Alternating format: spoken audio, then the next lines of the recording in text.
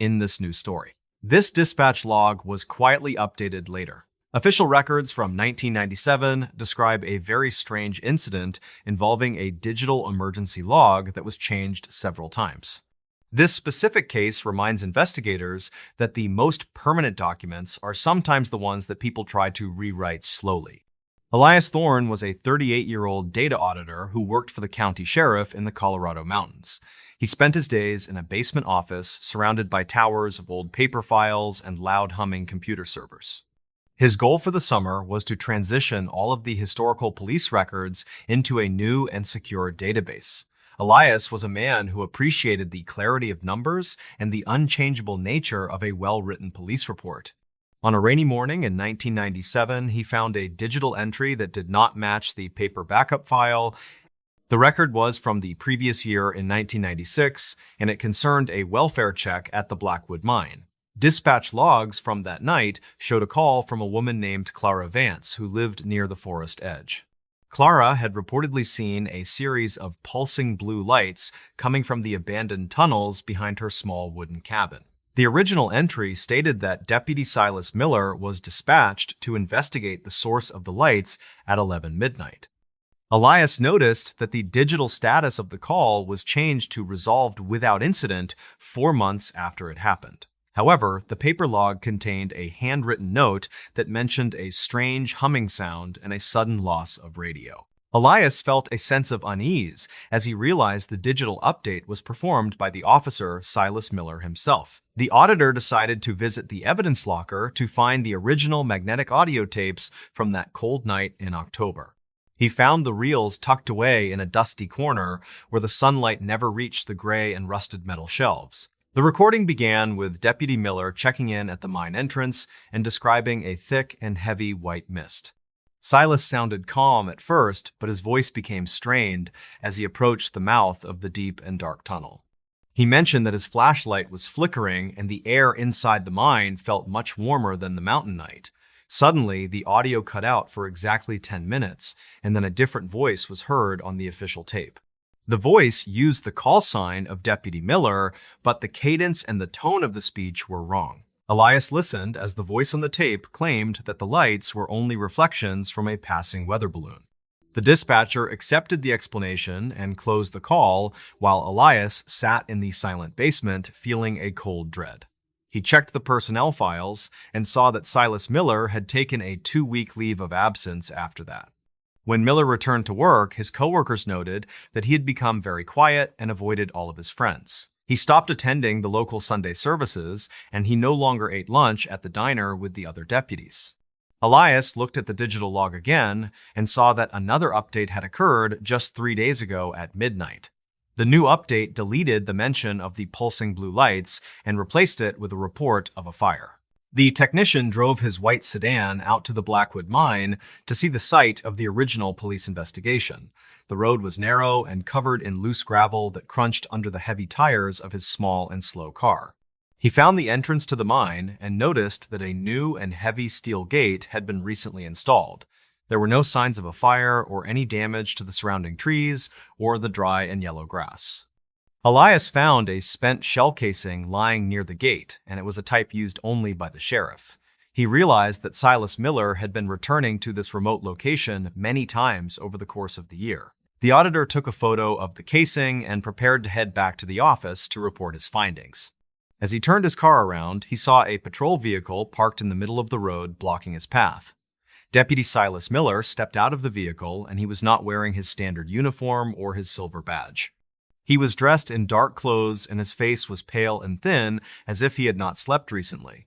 Silas asked Elias why he was so interested in an old dispatch log that had been closed for a year. Elias tried to explain his job, but he noticed that Miller was holding a handheld radio that was glowing blue. The deputy smiled and said that the logs were being updated to protect the town from the things in mine. He claimed that the truth was too heavy for a digital database and it needed to be erased slowly over. Elias managed to drive past the patrol car by swerving onto the grass and accelerating quickly toward the main paved highway. He returned to the station and immediately locked himself in the basement office to finish the report on the log. He found that his access to the server had been revoked and the file for 1996 was gone. The paper backup that he had left on his desk was also missing, and the office felt cold and empty. He heard the sound of heavy boots walking down the stairs, and he knew that his time was running out. Elias grabbed his personal bag and left through the back exit as the lights in the office began to flicker. He realized that the quiet updates were not just changes to text, but changes to the history of town. The auditor moved to a different county, and he never looked at a digital police log for the rest of life. He heard that Silas Miller was promoted to a high-ranking position within the department a few months after that. The Blackwood mine was officially sealed with concrete in 1998, and all the records were marked as classified. Investigators reportedly found no evidence of foul play, but the mystery of the pulsing blue lights remained for many years. Elias still thinks about the voice on the tape and the way the metallic hum sounded in the dark basement. He knows that some truths are hidden between the lines of a report that has been changed for a purpose. The silent witness of the digital record is the only thing that remembers the original night at the Blackwood mine. This dispatch log remains a strange anomaly in the history of the county, and it is never discussed by officers. It serves as a reminder that what we see on a screen is only as true as the person. The mountains of Colorado are silent, and they keep the secrets of the things that hide inside the old tunnels. Elias Thorne is safe now, but he always checks his own records to ensure they have not been changed recently. The truth is often a quiet thing that sits in a dusty box waiting for someone to find the past. But once the data is updated, the past becomes a ghost that no one can ever truly catch again now. Every change is a small brick in a wall that hides the reality of the world from the many people in this new story. This security tape played back something else. Public records from the autumn of 2012 describe a very strange incident involving a forgotten storage facility vault. This specific case reminds investigators that the most terrifying sights are often the ones that are recorded on old tape. Leland Voss was a 45-year-old security officer who worked the graveyard shift at the Oak Haven Archive Center. He spent his long nights patrolling rows of metal shelves and drinking hot tea from a very dented silver thermos. The facility was located in a remote part of upstate New York, where the winters were always long and harsh. Leland liked the quiet nature of his job because it allowed him to think without any interruptions from the world. He usually arrived at 10 o'clock in the evening and stayed until the cold sun began to rise over hills. The archive stored thousands of boxes filled with legal documents and historical records for various large and powerful law firms. On a rainy Monday in 2012, Leland noticed a flickering light coming from the old security monitor bank deck. The facility still used analog VHS tapes for the backup system because the owners were very slow to adopt technology. Leland reached out and pressed the eject button on the machine to see which tape was currently inside the plastic drive. A black plastic cassette popped out, but it did not have the standard white label used by the security team. Instead, the word watch was written in thick black marker across the top of the dusty and scratched plastic casing. Leland felt a strange sensation in his chest as he pushed the tape back into the player to see footage. The screen flickered with static for several seconds before a clear image of the main basement hallway finally appeared on monitor. Leland saw a man walking through the hallway, and he realized the man was wearing a very outdated security uniform. The footage showed the man stopping in front of a heavy steel door that had been welded shut for decades. Leland leaned forward to check the timestamp on the bottom of the screen, and his blood suddenly turned very cold. The date on the security tape was for a Tuesday night in 2012, which was the next day. Leland watched the man on the screen pull a heavy set of keys from his belt and unlock the door. The man looked nervous and kept glancing over his shoulder as if he felt a presence in the dark hallway. Leland realized that he was watching a recording of events that had not yet happened in his own current timeline. He paused the video and paced around the small room while trying to find a logical reason for the tape. It was impossible for an analog tape to record a future event unless someone was playing a very elaborate trick. Leland used his radio to call the site manager, a man named Silas Thorne, but the line was only static. The heavy rain outside was turning into a violent thunderstorm that shook the metal walls of the isolated archives building. He decided to investigate the basement hallway to see if the welded door was actually still sealed and very secure. Leland carried a heavy flashlight and a set of keys as he stepped into the dark and echoing elevator car. The descent to the basement felt like it took much longer than usual as the cables groaned in the shaft. He walked past rows of empty shelves while the shadows danced along the walls in the dim and flickering light. Every few steps, Leland stopped to listen for the sound of breathing or footsteps coming from the darkness around him. He found nothing but the sound of water dripping from a leaky pipe onto the cold and gray concrete floor. When he reached the end of the hallway, he found the heavy steel door exactly as it had always been. The welds were thick and rusted, and there was no way for a standard key to open the solid metal. Leland touched the cold surface of the door and felt a strange vibration that seemed to come from deep within. He decided to return to the security office to watch the rest of the mysterious tape to see what happened. As he walked back toward the elevator, he heard a faint metallic clicking sound echoing from the far end of hall. Leland turned his flashlight toward the noise, but he saw only the empty corridor and the thick layers of dust. He hurried back to the office and pressed the play button to continue watching the grainy and flickering security footage. The man on the screen had finally opened the door and was stepping into a room filled with light. The camera was now showing the interior of a room that Leland had never seen in any of the blueprints. The walls were lined with large glass jars, and each jar contained a glowing blue substance that lit the entire area. The man on the screen approached one of the jars and reached out to touch the smooth and cold glass surface. Suddenly, the man turned toward the camera, and Leland saw that the face was an exact match of his own. The version of Leland on the screen looked directly into the lens and began to speak in a low voice. There was no audio on the tape, but the man was clearly mouthing the words for Leland to get out. Leland felt a wave of pure terror as he realized the tape was a warning meant specifically for his eyes. He grabbed his coat and ran toward the main exit, but the electronic locks had already been engaged by system. Thorne was trapped inside the security office while the monitors began to display live feeds from every single room in building. In every room, a version of himself was standing still and staring directly into the various hidden security camera lenses. He realized the archive was not just storing documents, but was also a facility for some kind of strange experiment. Leland began to smash the monitors with his heavy metal flashlight to stop the sight of his own staring faces. He finally broke through the glass of the main window and leaped out into the cold and pouring night rain. He ran toward his truck and drove away from the facility without ever looking back at the dark and looming structure. Leland reached the nearest police station an hour later and told the officers everything that he had seen on tape. The police returned to the Oak Haven archives with Leland, but they found the facility was completely empty and very quiet. The site manager, Silas Thorne, claimed that no security guard named Leland Voss had ever worked at the private storage company. The police checked the employment records and found that the position had been vacant for over 3 years before that night. Leland showed them the security office, but the analog tape player was missing and the monitors were all perfectly intact. There was no broken glass on the floor, and the heavy steel door in the basement was still welded shut. The police told Leland that he was likely suffering from exhaustion and suggested that he go home to rest well. Leland knew what he had seen, and he refused to ever return to the town of Oak Haven for any reason. He moved to a different state and changed his name to escape the feeling of being watched by his own. The investigation into the archives revealed that the property was owned by a shell company with no actual physical address. No one could explain who had been paying the electricity bills or who had hired the previous security guards there. Leland eventually found a small piece of paper in his coat pocket that he had taken from the office desk. On the paper was a list of names, and his own name was at the very bottom of the list.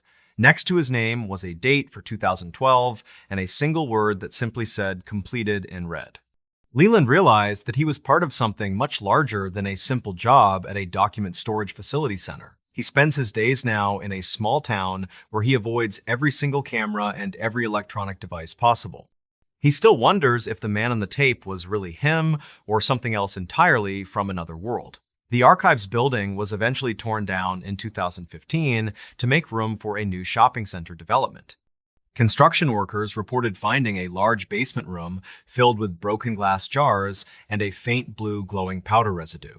No records were ever found to explain what was being stored in those jars or why they were so hidden. The mystery of the security tape remains a topic of discussion among local residents who remember the strange night perfectly. Leland Voss continues to live in the shadows, and he never stays in one place for more than a month. He knows that the eyes on the other side of the screen are still looking for their next target now. The truth of that night is buried under the concrete of the new mall, and it will stay there. Some stories are better left untold, and some tapes should never be played back in a dark and quiet room. Leland often thinks about the metallic clicking sound he heard in the basement hallway on that very rainy and dark night. He wonders if it was the sound of a camera shutter or the sound of a key turning in lock. The world is full of things that we cannot see until they are captured on a piece of magnetic tape. We must be careful about what we choose to watch because the footage might be watching us back in return. The Oak Haven Archives case is a reminder that the past and the future can sometimes meet in a strange way. Leland Voss is a man who saw his own future, and it was enough to make him run forever now. He is safe for now, but he knows the red light of the camera is always waiting to blink. The silence of the night is no longer a comfort to him because he knows what hides in dark. His story is one of many that the public will never truly understand or believe without seeing the physical proof. But the proof was on that tape, and the tape has disappeared into the void of the mysterious shell company. Leland stays away from the mountains and the forests where the shadows are long and the air is very thin. He prefers the bright lights of the city where he can hide in the middle of a large crowd. But even there, he feels the gaze of the lenses that are mounted on the corners of every building. He is a witness to a reality that most people would find impossible to accept in their daily lives. The tape was a message, and the message was received with a loud and very clear warning to run. He did exactly what the man on the screen told him to do, and he is still running today. The memory of the glowing jars and the silent faces is something that will stay with him until the end. He sometimes wakes up in the middle of the night and thinks he hears the hum of a recording deck. But it is only the wind or the sound of the traffic in the street outside of his window. Leland Voss is a survivor of a strange event that defies every single law of time and space today. He keeps his head down, and he never looks at his own reflection for more than a few short seconds. The man on the tape is still there somewhere in the digital or analog ghost of the old archives vault. And somewhere out there, the tape is waiting for the next person to press the play button in dark.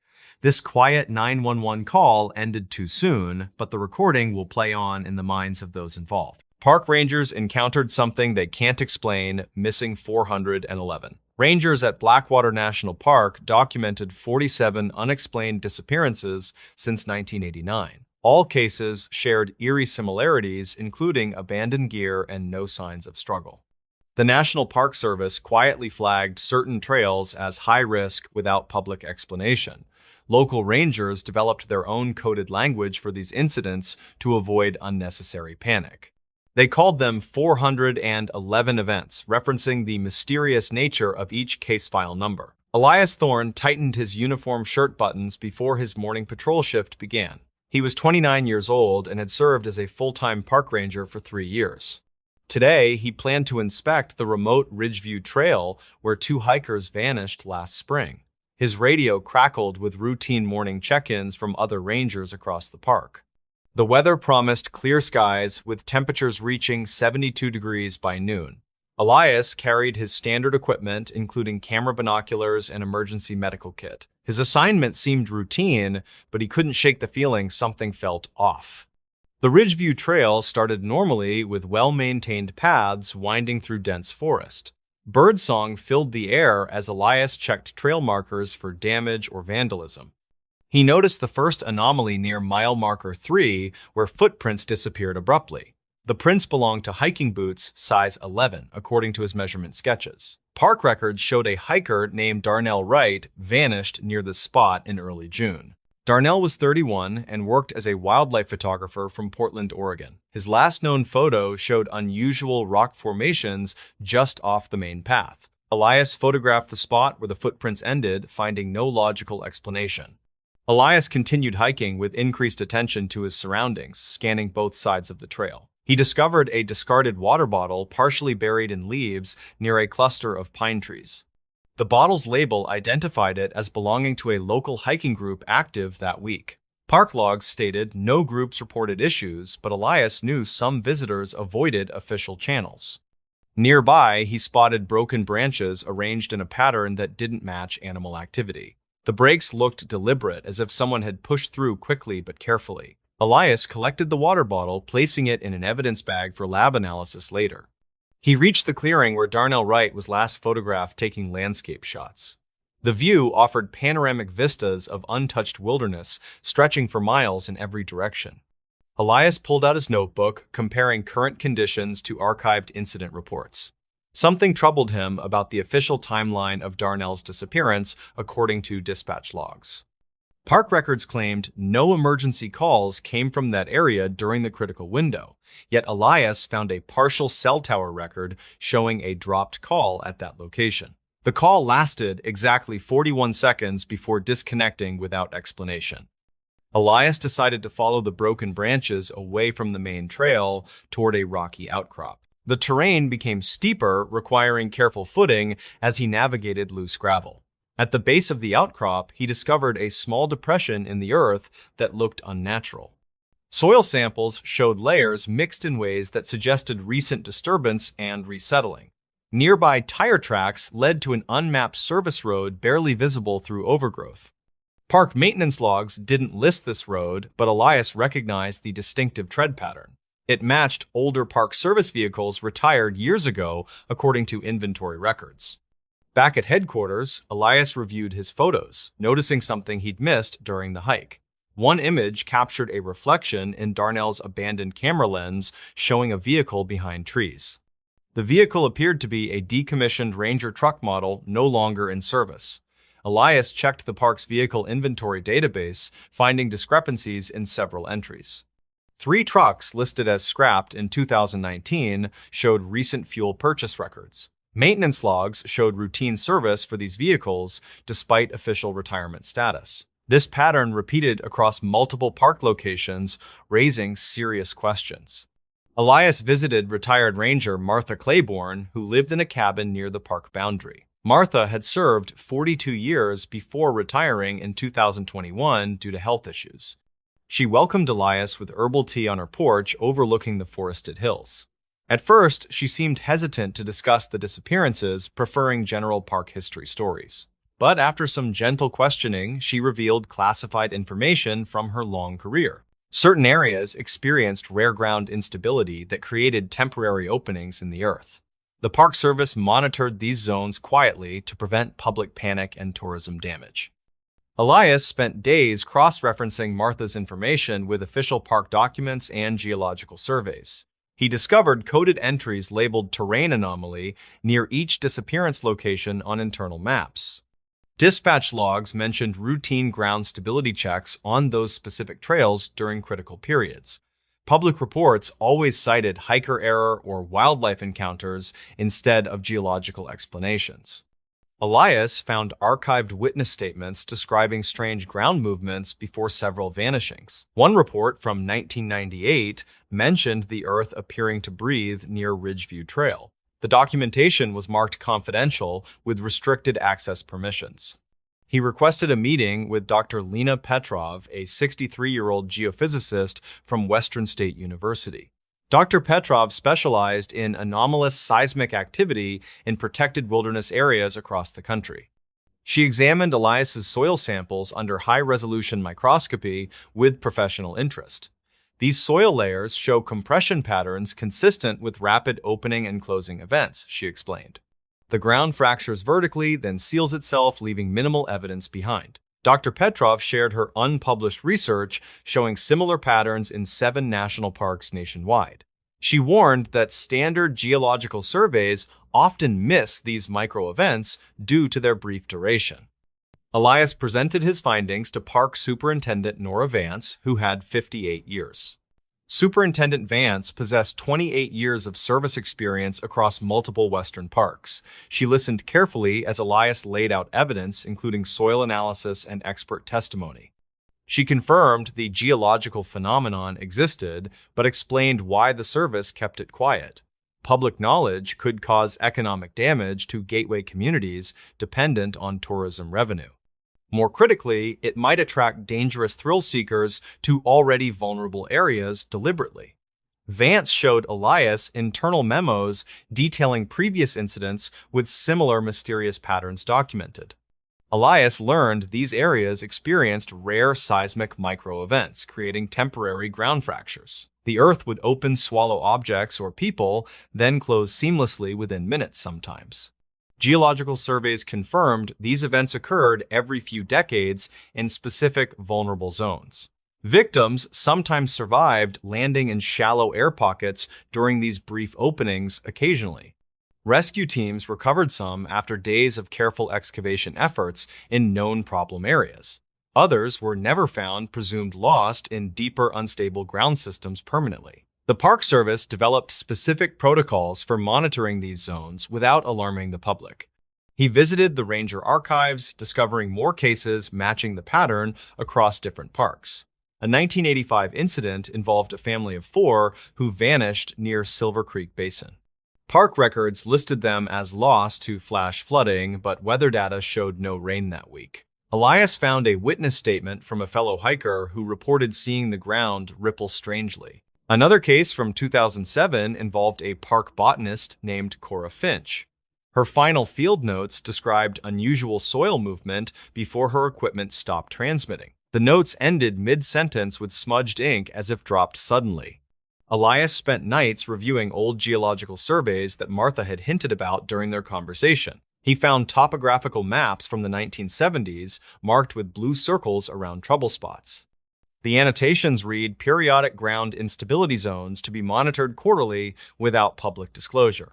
Modern digital maps had removed these markings entirely, leaving no trace of the warnings. He discovered maintenance logs showing trail rerouting projects that coincided with disappearance dates. Each time, the park quietly shifted trails away from high-risk areas over several years. The service never closed trails completely, just made them less inviting through subtle landscape changes. He interviewed retired maintenance worker Hank Dobbs, who had worked park infrastructure for 26 years. Hank confirmed seeing strange tire tracks near restricted zones during his night patrols. He recalled being ordered to repair certain roads every spring without official work orders. The ground would look freshly disturbed, like something heavy had driven through recently. Hank showed Elias photos from his personal collection showing equipment parked near ravines. In one picture, the date stamp read May 3, 2018, the same week a hiker vanished nearby. Elias set up motion sensor cameras in the most vulnerable sections of Ridgeview Trail for surveillance. For 4 weeks, he checked them daily, finding nothing unusual until the 5th week. One camera captured footage of the ground rippling at 3:21 in the morning. The soil separated vertically, creating a narrow opening about 4 feet deep. After 47 seconds, it began closing until no evidence remained visible. Elias watched the loop, repeatedly confirming this wasn't a trick of light or animal activity. The footage provided concrete proof of the phenomenon that park officials had quietly managed for decades. He requested another meeting with Superintendent Vance, bringing the camera footage as evidence. This time, she didn't try to explain it away or redirect his questions about protocol. Instead, she shared classified geological reports from the United States Geological Survey. These documents confirmed the existence of temporary fracture zones across several national parks. The phenomenon occurred in areas with specific soil composition and underground water flow patterns. Vance explained their dilemma between public safety and public awareness clearly now. They couldn't warn visitors about something that appeared random and left no trace afterward. Elias understood why rangers couldn't openly discuss the disappearances with casual visitors. Warning signs might not stop curious hikers from exploring off-trail areas recklessly. Media coverage could turn these locations into dangerous tourist attractions immediately. The service focused on prevention through subtle trail modifications and quiet monitoring techniques. They redirected paths slowly over years and avoided building permanent structures nearby carefully. They maintained search protocols while avoiding language that might spark unnecessary public fear. Elias saw the dilemma between public safety and public awareness clearly now.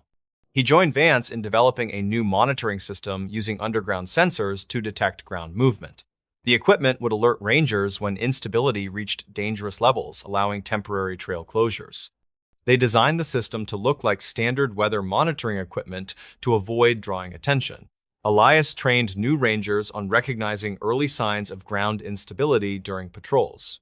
He updated trail markers himself, making hazardous zones less inviting to wanderers through clever landscaping.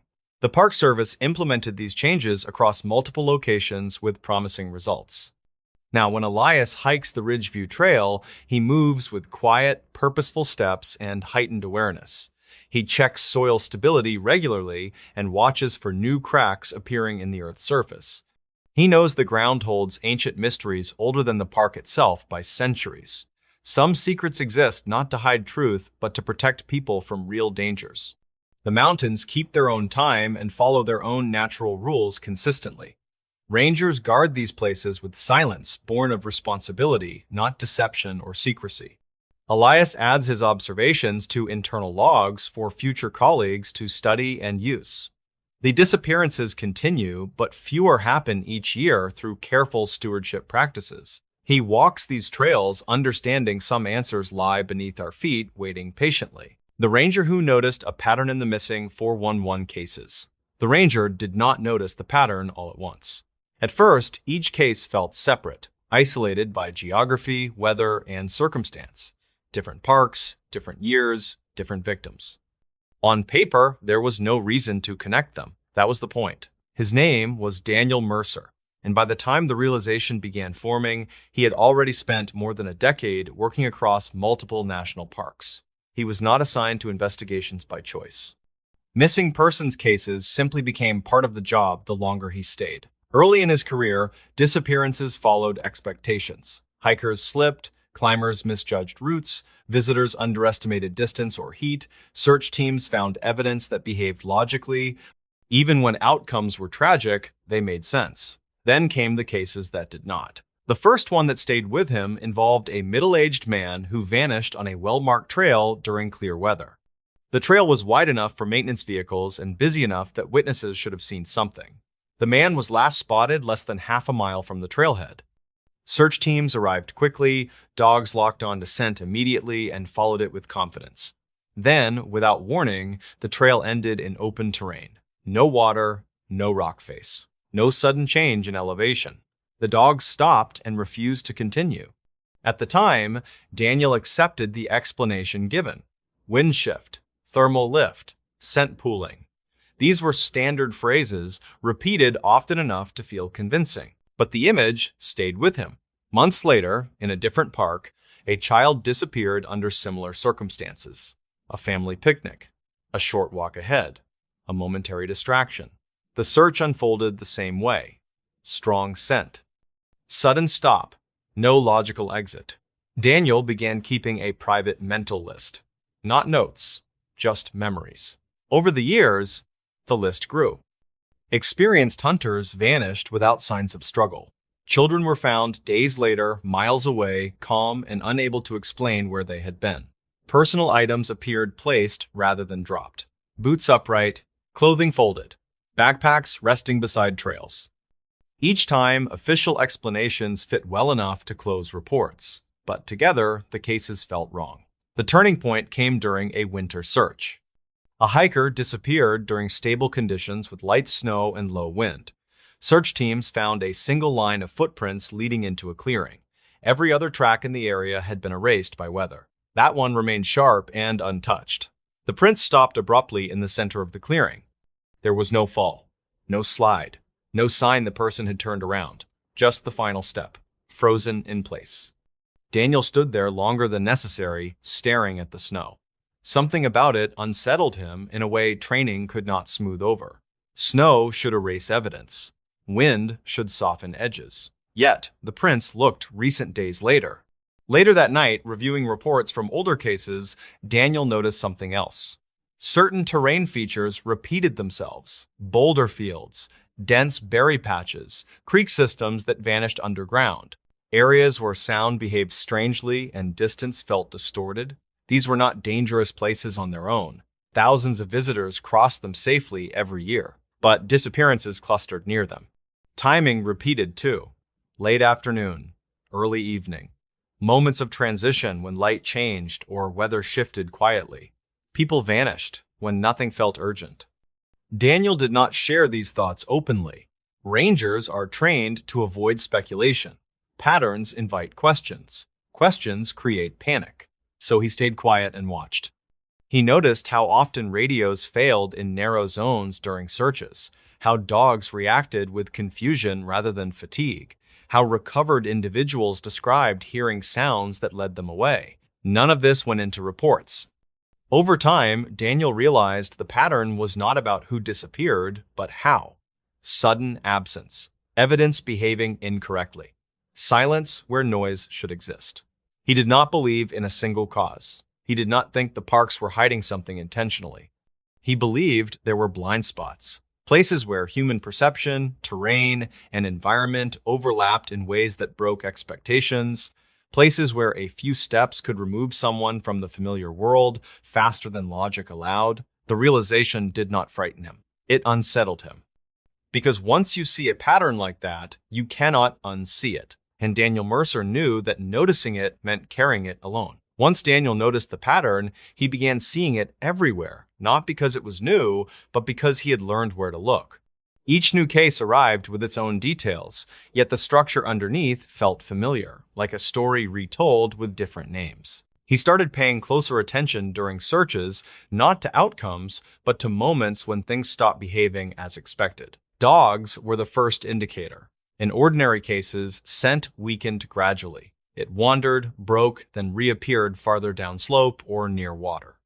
In these cases, the scent ended cleanly, as if cut. Handlers used the same word again and again: confusion. The dogs were not tired or distracted. They simply could not reconcile what they were smelling. Daniel watched handlers restart tracks multiple times from different points, only to reach the same invisible boundary. Beyond it, the dogs would not go. Technology followed a similar pattern. Radios worked perfectly across most of the park, then failed without warning in narrow pockets. Global positioning devices drifted just enough to matter, pushing coordinates off by small but dangerous margins. Batteries drained faster than expected during long grid searches, even when temperatures were moderate. Once teams moved out of certain areas, everything returned to normal. Official explanations always existed: terrain interference, atmospheric conditions, equipment limitations. Daniel accepted those explanations individually. What unsettled him was repetition tied to disappearances. Sound behaved strangely too. During several searches, Daniel noticed how voices carried incorrectly. Shouts echoed from the wrong direction. Sometimes sound seemed to collapse inward, creating a pocket of quiet that felt unnatural. Searchers would stop listening, convinced they heard movement just beyond sight. Nothing ever emerged. When teams moved again, the sound followed. None of this was dramatic enough to report, none of it violated protocol, but taken together, it changed how Daniel moved through the field. He also noticed something about recoveries. Children found alive after several days often appeared calmer than expected. They were not panicked, they were not disoriented in ways Daniel had been trained to expect. When questioned gently, they struggled to explain where they had been. Some described hiding because it was loud. Others mentioned following voices or sounds they could not describe clearly. Medical professionals attributed this to stress responses or memory disruption. Daniel accepted that explanation publicly. Privately, he noticed how often these children were found uphill, beyond logical travel routes in areas that had already been searched. In fatal cases, the pattern continued. Remains sometimes appeared in places Daniel personally remembered searching. The reports used familiar language: delayed discovery, environmental concealment, animal movement, all reasonable. Still, Daniel remembered where he had stood, where he had looked, and how confident he had been that the area was clear. The pattern was not perfect. Many disappearances were simple accidents. Many searches ended with clear answers. Daniel did not ignore those cases. What troubled him were the outliers. Cases where evidence behaved incorrectly, where time and distance stopped aligning. where experienced people made choices that contradicted every instinct they had developed. Over time, Daniel realized something else. The pattern did not care about experience. Hunters, hikers, children, and seasoned outdoors workers all appeared in the same category once conditions aligned. It was not about skill. It was about location, timing, and perception. Daniel never gave this pattern a name. Naming it would make it real in a way that carried responsibility. He understood why agencies avoided that. If something cannot be defined, it cannot be warned against. So Daniel did what rangers are trained to do. He adjusted quietly. He lingered longer in certain areas. He trusted instincts sooner. He paid attention when the environment felt subtly wrong, even if the weather and terrain looked safe on paper. He also learned to stay silent. Talking openly about patterns invited speculation. Speculation created fear. Fear put more people in danger, but the pattern did not fade. Each new case reinforced it, adding another piece Daniel carried privately. By the time he realized how deeply it had shaped his thinking, the pattern was no longer something he noticed. It was something he expected, and that expectation weighed on him more than any single disappearance ever had. By the later years of his career, Daniel no longer looked at missing cases the way he once had. He still followed procedure, still trusted training, but he no longer expected clarity. Experience had taught him that some searches ended not because effort failed, but because understanding did. The pattern had changed how he listened to the land. He noticed how often disappearances began during moments that felt insignificant. A short pause, a slight separation, a quiet decision to step off a familiar route. There was rarely urgency, no obvious danger, just a small deviation that should not have mattered. And then it did. Daniel began to recognize a certain stillness that preceded the worst searches. Not silence exactly, but a flattening of sound. Wind that moved trees without carrying noise. Spaces where voices seemed swallowed rather than echoed. These moments never appeared on weather reports or maps. They appeared only to those standing inside them. He also became careful with language. With families, he spoke honestly but gently. He explained terrain, weather, and complexity. He avoided promises. He avoided speculation. What he did not say was that sometimes the land refused to return what it took. Among colleagues, Daniel spoke even less. Most rangers sensed the same things, but few wanted to articulate them. Naming the pattern would give it weight. Weight carried responsibility, and responsibility without solutions was dangerous. So they worked harder instead. They extended searches beyond policy. They revisited places that made no sense. They checked areas already cleared. They listened when something felt off, even if they could not explain why. Daniel knew this was not fear. It was respect. He did not believe the parks were hostile. He believed they were indifferent.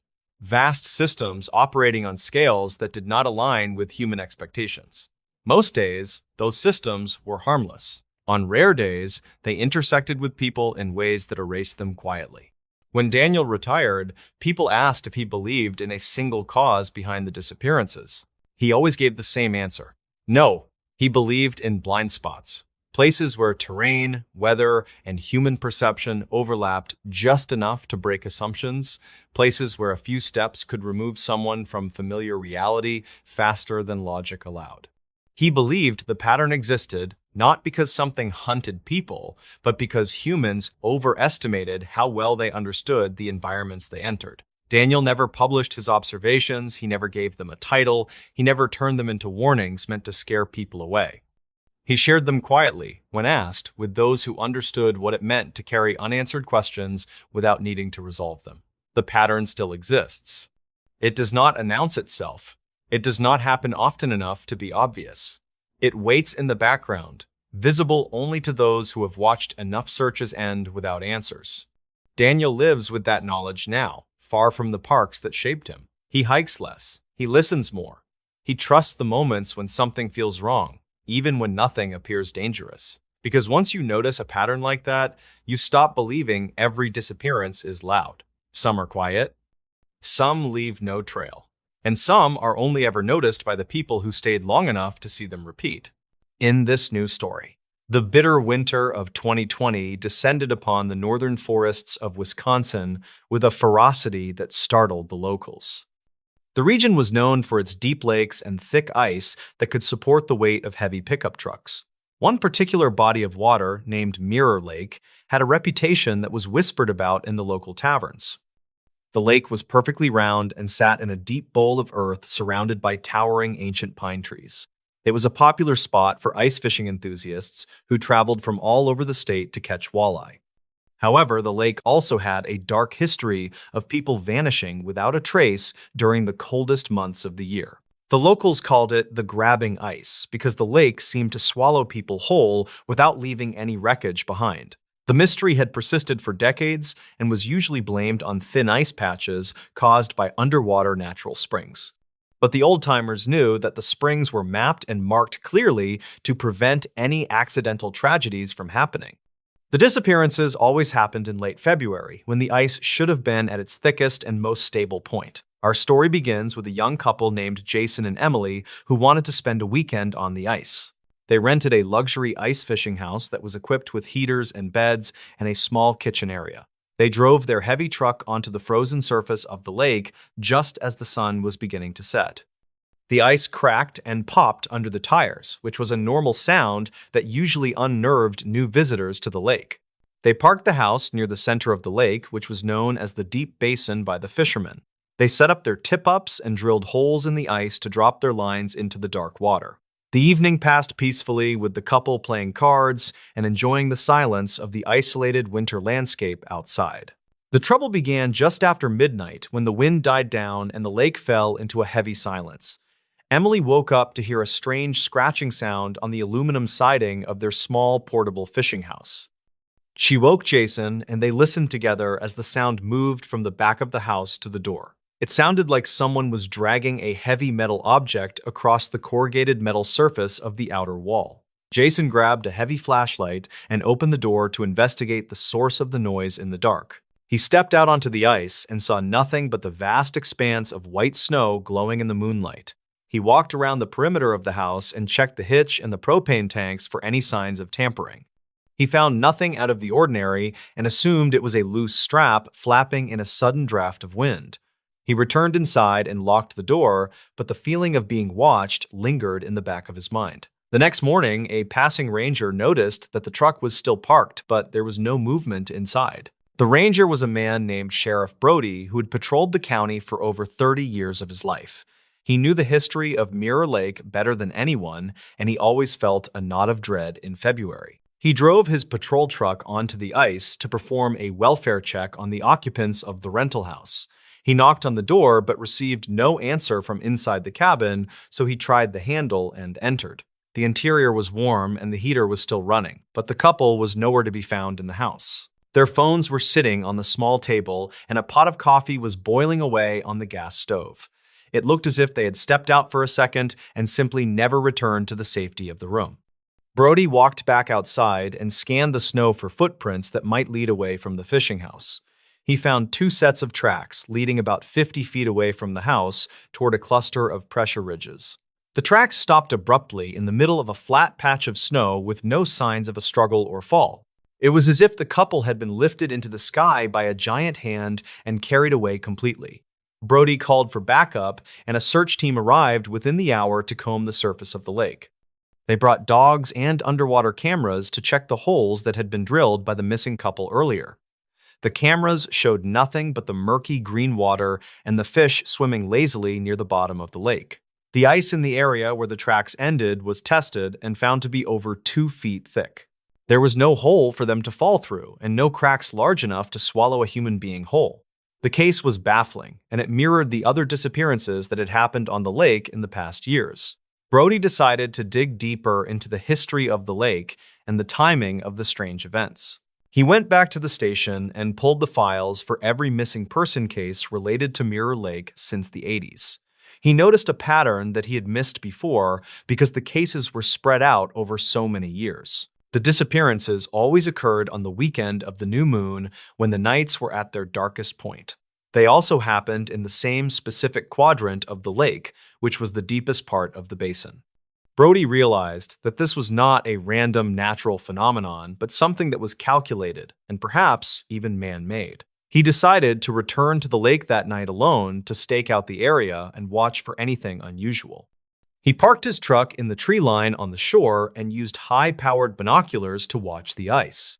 The night was freezing cold and the temperature dropped to 20 degrees below zero as the hours ticked by slowly. The lake was empty of fishermen because the news of the disappearance had scared everyone away for the time being. Just after 2 in the morning, Brody saw a faint light appear in the center of the dark lake. It was not a flashlight or a lantern, but a soft blue glow that seemed to come from the ice. He watched as a dark figure emerged from the shadows of the pressure ridges and walked toward the blue light. The figure was carrying a long pole and appeared to be working on something on the surface of the ice. Brody started his truck and drove onto the lake with his headlights off to get closer to the suspect.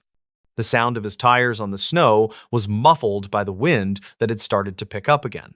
He stopped the truck 100 yards away and continued on foot with his service weapon drawn and ready. He crept closer and realized that the blue light was coming from under the ice through a large rectangular hole. The figure was using a specialized saw to cut a massive block of ice out of the surface of the lake. Brody watched in horror as the man pushed the block of ice down into the water and slid it under the sheet. This created a perfectly square open water trap that was hidden by a thin layer of snow on top. The man then placed a reflective marker near the hole that would likely be invisible to a casual observer walking by. This was how the couple had vanished without leaving a trace of a struggle or a broken ice edge. They had walked onto a section of the lake that looked solid but was actually a deadly open water trap. The man was resetting the trap for the next victim who might wander out to check their tip-ups at night. Brody stepped out of the darkness and shouted for the man to freeze and put his hands in the air. The man spun around and dropped the saw into the water before trying to run toward a waiting snowmobile. Brody tackled the man on the slippery ice and handcuffed him before he could reach the safety of his machine. The suspect turned out to be a local man named Garrett, who owned a failing resort on the other side. Garrett had been losing business for years and had developed a twisted plan to scare people away from the competition. He believed that if he created a legend of a cursed lake, people would stay at his inland cabins instead. But the plan had spiraled out of control when people actually started falling into his traps and dying in the water. He had been disposing of the bodies by weighting them down and dropping them into the deepest part of the lake. The blue light that Brody had seen was a waterproof lure that Garrett used to attract the fish and the victims. The investigation revealed that Garrett had been responsible for at least 5 disappearances over the last 15 years on the lake. He knew the ice better than anyone and used his knowledge to create the perfect murder weapon using the environment. He would cut the holes on the dark nights and then let them freeze over by morning to hide the evidence. The thin ice that formed over the hole would look like the rest of the lake, but would break instantly. The reason the tracks ended abruptly was that the victims fell straight down into the freezing water without a sound. Garrett would then return to the scene to cover the hole with fresh snow and remove any floating debris. It was a chillingly efficient method that relied on the natural dangers of the winter to do the dirty work. Brody felt a sickness in his stomach as he realized the true nature of the evil that lived in his town. The mystery of the grabbing ice was solved, but the cost was a legacy of pain for the families. The authorities brought in a dive team to search the area where Garrett had confessed to dropping the victims into the deep. The recovery operation took weeks because of the extreme cold and the dangerous conditions of diving under the thick ice. They eventually recovered the bodies of Jason and Emily, along with 3 others who had been missing for years. The town was in shock that one of their own could commit such heinous acts for the sake of money. Garrett was charged with multiple counts of first-degree murder and was sentenced to life in prison without parole. The resort was seized by the state and eventually demolished to erase the memory of the man who lived there. Mirror Lake remained closed for the rest of the winter season as the community tried to heal from the trauma. The story of the frozen lake mystery spread across the country and became a warning to ice fishermen everywhere. It taught people to always check the ice thickness and to never trust a patch of snow that looks too perfect.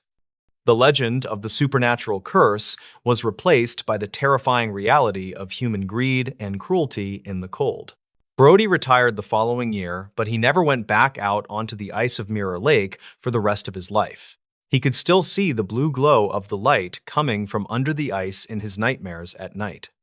The lake eventually returned to being a peaceful place for fishing, but the locals never forgot the history of the water. They placed a memorial marker on the shore to honor the victims who had lost their lives in the cold. The marker simply listed the names and the dates and a warning to respect the power of the frozen water. The button of the story is the lingering fear that haunts the visitors who come to the lake today. Even though the killer is behind bars, there is a sense of unease when the sun goes down over the ice.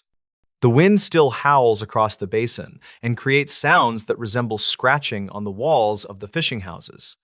Fishermen tell stories of seeing lights under the ice that move and follow them as they walk back to shore. It is likely just a reflection of the moon or a trick of the mind played by the isolation. But for those who know the story of Garrett and his saw, it is a reminder to watch your step carefully. The ice is a shifting and changing surface that can hide secrets deep below the frost line for a long time. The mystery is solved, but the atmosphere of the lake remains charged with the energy of the tragedy that happened. We often look for monsters in the dark corners of the woods or in the depths of the ocean, but sometimes the monster is just a man with a tool and a reason to do something terrible to others. The final detail that the police found in Garrett's cabin was a map of the lake with dates written on it. He had planned out the locations of his traps years in advance to maximize the terror and the mystery effect. He treated the lake like a game board where he controlled the pieces and the outcome of the night. It was a level of premeditation that shocked even the most experienced detectives who worked on the case that year. The frozen lake was his weapon and his graveyard, and he ruled it with a cold and indifferent hand. The winter season eventually passed, and the ice melted away to reveal the dark blue water of the lake again. The loons returned to nest on the shore, and the boats replaced the ice houses on the surface of the water. Life returned to normal in the small town, but the memory of the winter of 2020 remained frozen in time. The story serves as a testament to the dedication of Sheriff Brody, who refused to believe in ghosts or curses. He looked into the darkness and found the truth that everyone else was too afraid to see or acknowledge. And somewhere in the deep basin of the lake, there are likely still secrets that were never found by the divers. The water keeps its own counsel and covers the past with a layer of silence that is hard to break. The frozen lake mystery that kept happening was finally stopped, but the scars on the community will last forever. It is a story that is told around campfires to remind us that safety is an illusion we create for ourselves. And when you walk on water that is turned to stone, you are walking on a very thin line indeed. In this new story, this recorded call didn't match the timeline. Most people believe that official records are the absolute truth because they are written down and filed away for history. However, an audio technician in 1994 discovered that a single magnetic tape can prove the entire system wrong. Arthur Vance was a 46-year-old man who lived a very quiet life in a small rental house. He worked as a freelance audio engineer who specialized in restoring old or damaged recordings for various local government agencies. His workspace was a cramped basement filled with reel-to-reel players and digital converters that hummed throughout the night. One Tuesday morning, a courier delivered a heavy cardboard box from the county archives that contained dozens of unlabeled cassette tapes. The manifest explained that these were emergency dispatch recordings from the late 1980s that needed to be digitized immediately. Arthur began the tedious process of cleaning the magnetic strips and loading them into his high-end recording equipment. He spent hours listening to mundane reports of noise complaints and minor traffic accidents while the reels spun slowly around. The work was repetitive and boring until he reached a tape that was dated November 12, 1988. He noticed that the timestamp on the digital display indicated the recording began at exactly 9:48 that evening. The audio started with a burst of static that eventually cleared to reveal the sound of a woman breathing heavily. She sounded absolutely terrified, and her voice was a high-pitched whisper that barely registered on the sound levels meter. The woman identified herself as Alara Halloway, and she told the dispatcher that her house was filling with thick smoke. She described the smell of burning plastic and the way the heat was already cracking the glass in her windows. Arthur stopped the recording and checked the box to see if there was any more information about this specific case. He found a small handwritten note that mentioned a fatal house fire in the northern district of the quiet town. The note stated that the Holloway residence had burned to the ground and the case was closed as an accident. Arthur felt a chill run down his spine as he listened to Alara describe the flames licking at the door. He leaned forward and adjusted his headphones to hear the background noises that were hidden beneath her frantic pleas for help. There was a strange, rhythmic tapping sound that did not seem to match the chaotic energy of a spreading house fire. It sounded more like someone was calmly walking across a wooden floor while the woman was trapped in the room. Arthur decided to cross-reference the date of the recording with the official newspaper archives at the local public library. He drove across town and spent several hours scrolling through rolls of microfiche to find any mention of Alara Holloway. He finally found the headline, and it stated that the tragic fire occurred on the night of November 13th, 1988. This meant that the recording he just heard was made exactly 24 hours before the actual fire even started. The discrepancy bothered Arthur so much that he could not focus on the rest of the tapes in the archive box. He began to wonder if the date on the tape was simply a clerical error made by the dispatch operator. He returned to his basement and played the recording again while looking for any clues that could explain the timeline. Alara mentioned that she was calling from the kitchen phone because the bedroom line had already been cut by the heat. She also mentioned that the power had gone out and she was using a flashlight to find her way around. Arthur realized that if the fire happened on the 13th, then she should not have been calling on the 12th. He contacted a retired fire investigator named Silas Thayer, who had worked in the county during the 1980s. Silas was 70 years old, and he remembered the Holloway fire because it was one of the strangest cases he handled. He agreed to meet Arthur at a small diner on the edge of town to discuss the details of the investigation. Silas explained that the fire was incredibly intense, and it had completely consumed the structure in less than 20 minutes.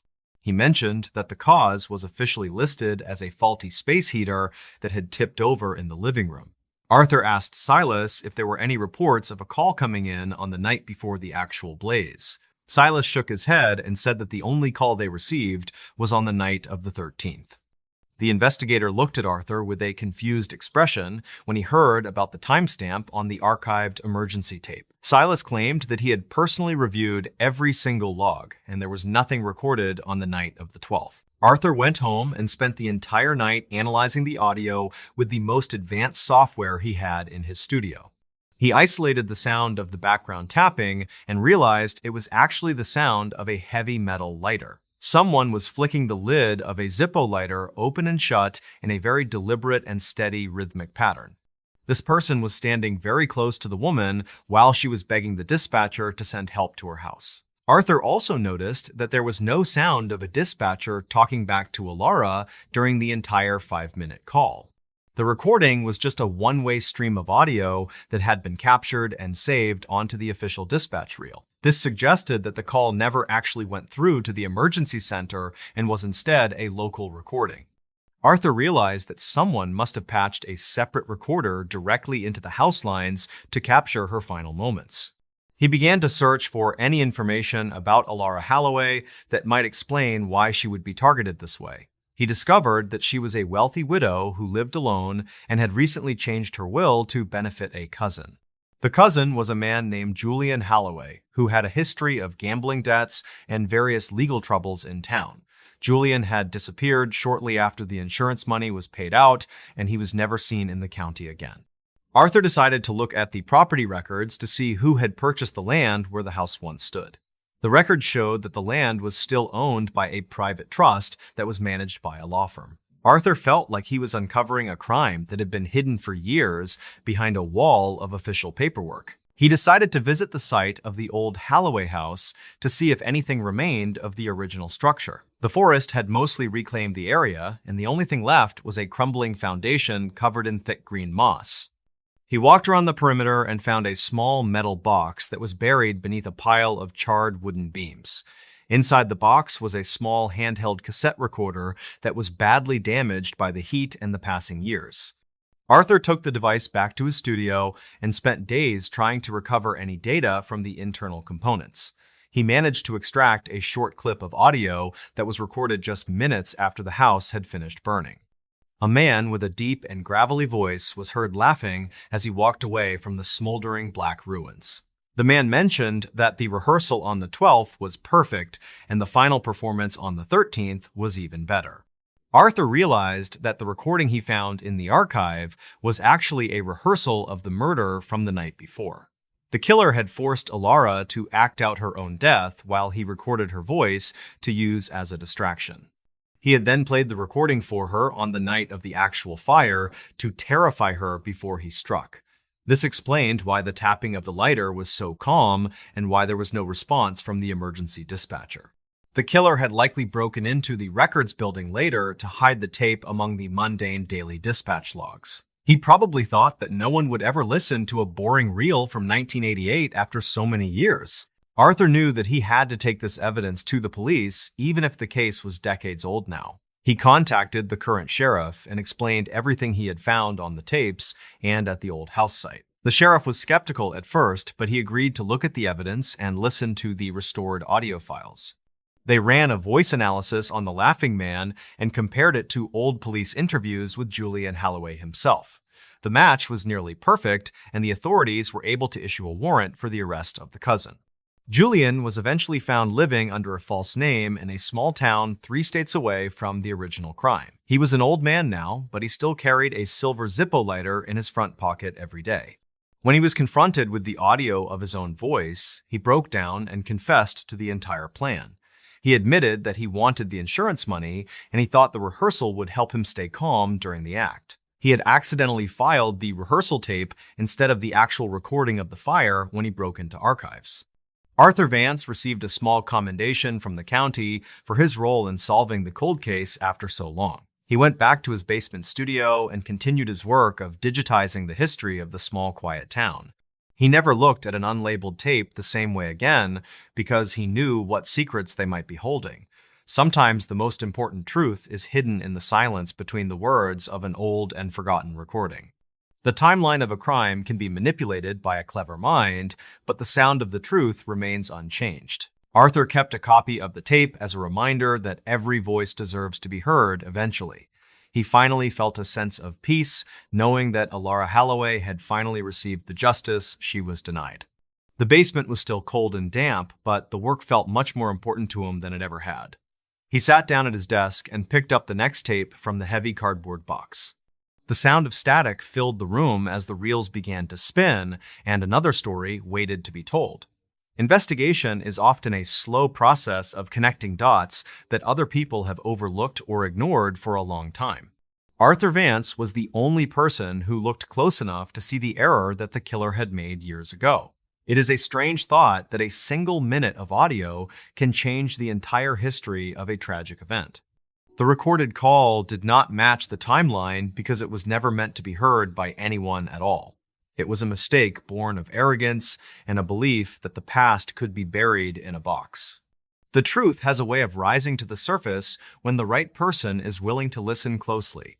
Arthur turned off his equipment and walked up the stairs to get a fresh cup of hot black coffee. He looked out the window at the quiet street and wondered how many other secrets were hidden in plain sight. The world is full of stories that are waiting for someone to find the missing piece of the puzzle. He was glad that he was the one who found the tape on that Tuesday morning in the basement. In this news story, the dispatcher who froze mid-call. The official records from the year 2022 describe a very strange incident involving an emergency dispatcher who stopped talking. This specific case reminds investigators that the most terrifying moments are often the ones that are captured on silent audio tapes. Harlan Vance was a 44-year-old professional who spent his nights inside a quiet basement in the town. He was known for his calm voice and his ability to handle the most stressful calls with absolute and focused precision. On a humid Tuesday in 2022, the air was heavy with the promise of a very powerful storm. Harlan sat in the dimly lit dispatch center, surrounded by glowing screens and the rhythmic humming of the heavy computers. The room smelled of old paper and the bitter aroma of coffee that had been sitting in the pot recently. He adjusted his headset and watched the green lights on his console blink as the first heavy raindrops hit windows. The dispatch center was located in the basement of the old county courthouse, which was built in 1954. It was a windowless box designed to withstand the violent tornadoes that often swept across the flat and open plains. Harlan liked the isolation of the night shift because it allowed him to work without the many daily social distractions. He took pride in being the invisible link between a person in crisis and the help that they truly needed. His supervisor was a man named Garrett Lowry, who usually stayed in the upper office to handle the various reports. The two men had worked together for over 15 years, and they shared a quiet bond of mutual professional respect. At exactly 12:42 in the morning, a call came in from a remote farmhouse on the western edge. The caller was a woman named Vera Thorne, who sounded breathless and terrified by something she saw in the yard. Vera explained that a tall figure was standing near her barn, and it was not moving despite the heavy rain. Harlan began to follow the standard protocol by asking for her address and the description of the strange trespasser outside. Vera whispered that the figure was wearing a dark coat and appeared to be holding a very large camera lens. Harlan typed the notes into his terminal while he signaled for Deputy Miller to begin the long drive out there. Suddenly, the audio on the recording became very quiet, and the only sound was the heavy breathing of both people. Harlan did not respond to her last statement, and he remained perfectly silent for over 7 minutes of the call. Garrett Lowry noticed that the radio room had become unusually quiet, and he looked through the small glass viewing window. He saw Harlan sitting perfectly still with his back to the door and his hands resting flat on the desk. The dispatcher was staring at the middle monitor with a wide and blank expression that suggested he was in shock. Garrett walked into the room and touched Harlan on the shoulder, but the man did not react to his touch. The phone line was still open, and Vera could be heard crying out for help in the dark background audio. Garrett grabbed the headset from Harlan and tried to talk to the woman, but the line was cut suddenly. He looked at the monitors to see what Harlan had been watching so intently during those long and silent minutes. The mapping software was open on the main screen, but a small video window was flickering in the lower corner. The video showed a live feed of a dark room that looked exactly like the dispatch center where they stood. Garrett realized that the camera was positioned behind Harlan and was showing the back of his head in the chair. In the video, a figure in a dark coat was standing directly behind Harlan with a hand reaching out slowly.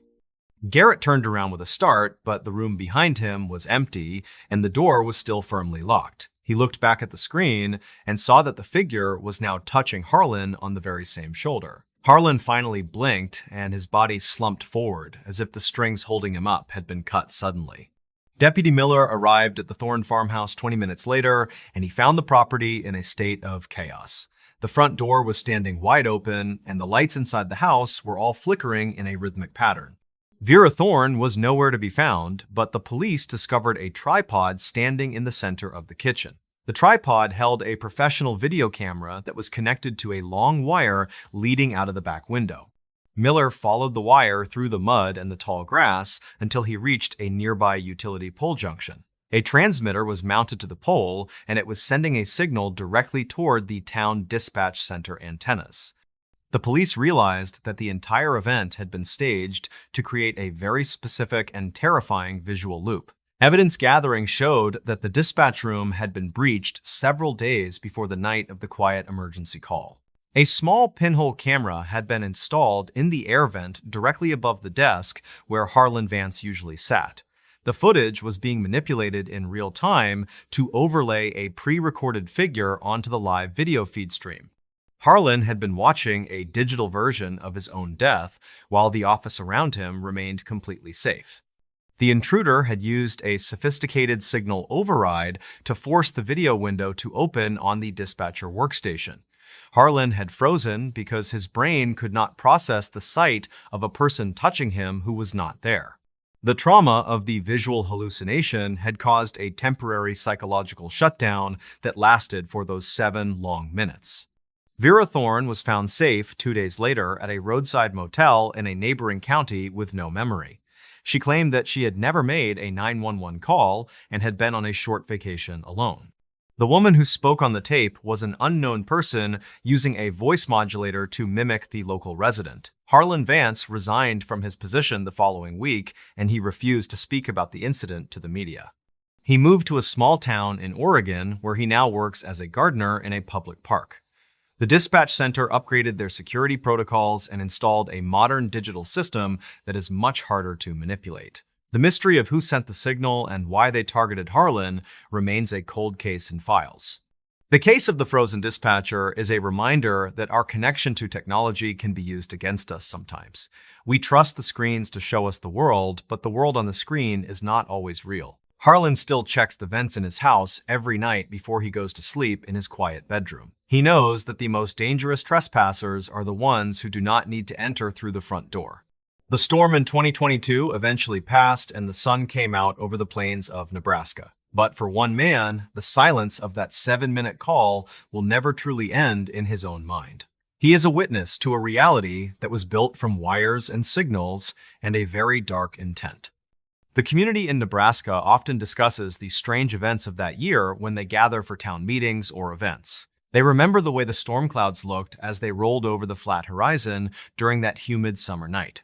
Many residents decided to install more physical locks on their doors and windows after the news of the breach broke. They no longer trusted the glowing blue lights of their computer screens to tell them that they were safe inside. The county courthouse basement remains a restricted area, and the old dispatch equipment has been replaced with newer models. Visitors who tour the historic building often report a feeling of coldness when they pass the heavy steel door. They do not know the story of the man who saw a ghost on his own computer screen recently. Garrett Lowery stayed at his job for another 5 years before he decided to retire to a lake house nearby. He still has the original copy of the dispatch log tucked away in a private safe in his home. Sometimes he listens to the recording of those 7 minutes of silence and he wonders about the unknown person involved. He thinks about the precision of the timing and the way the video feed perfectly matched the live office. There are no leads on the person who installed the camera or the woman who spoke on the phone line. The technology used for the signal override was too advanced for a local prankster to have built alone.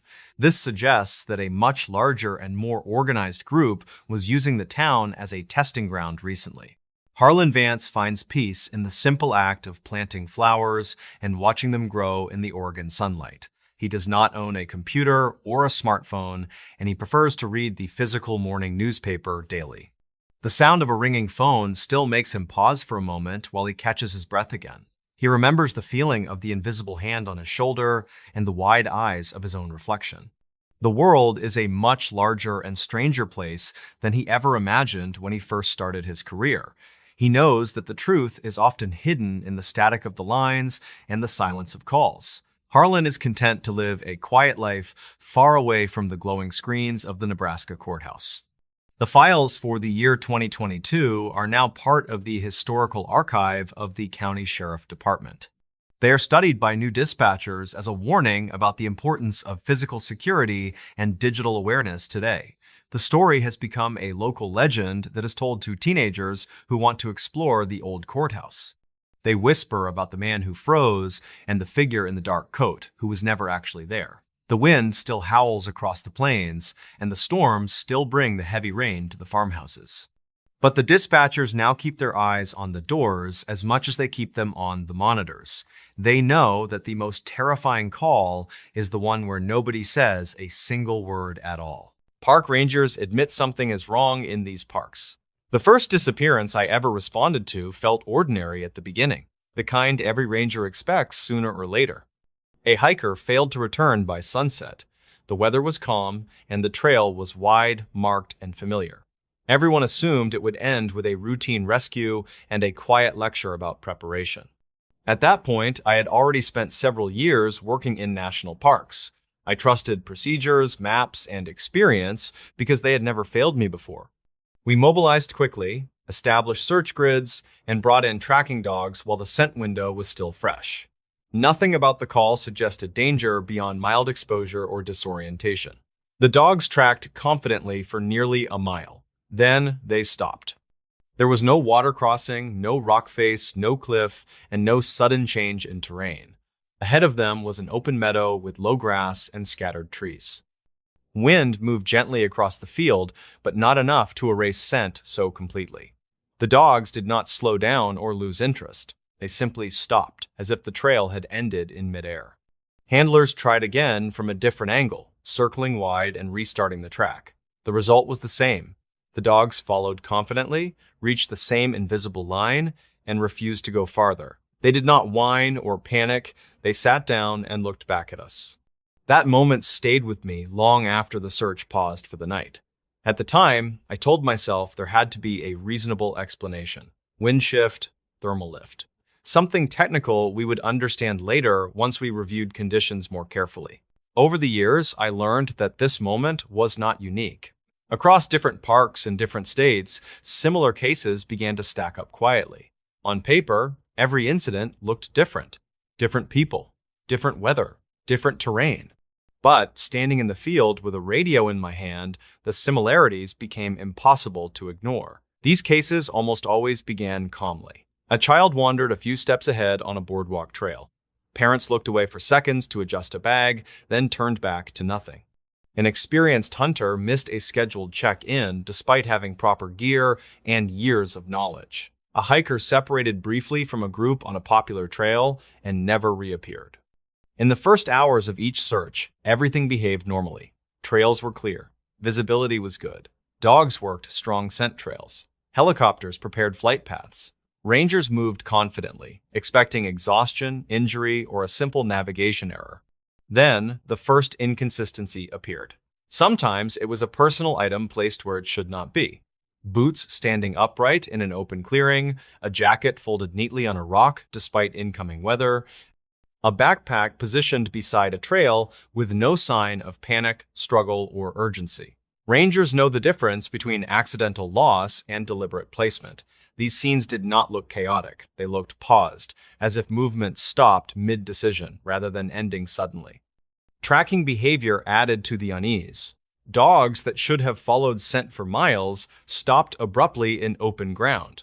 Not near water, not near rock, not near elevation changes. Just stopped. Handlers described confusion, not fatigue. The dogs circled, sat, or pulled back toward their handlers. The scent did not weaken gradually. It simply ended. Distance became another problem. Children were found miles away across terrain that should have slowed them dramatically. Elderly hikers appeared at elevations requiring strength and endurance they did not possess. Time and movement stopped aligning logically with human capability. Some missing people were later found in areas that had already been searched thoroughly. Rangers logged this as delayed discovery, but the memory lingered. Many of us remembered standing in those same places earlier, convinced nothing was there. Official explanations always existed. Wind shifts, animal interference, terrain complexity, delayed discovery, sudden weather changes. These explanations were often correct and usually sufficient, but sometimes they felt incomplete. As these cases accumulated, subtle changes appeared during searches themselves. Radios lost signal only in narrow zones. GPS units drifted slightly, just enough to matter. Batteries drained faster than expected. These problems resolved the moment teams moved out of certain areas. Terrain interference explained part of it.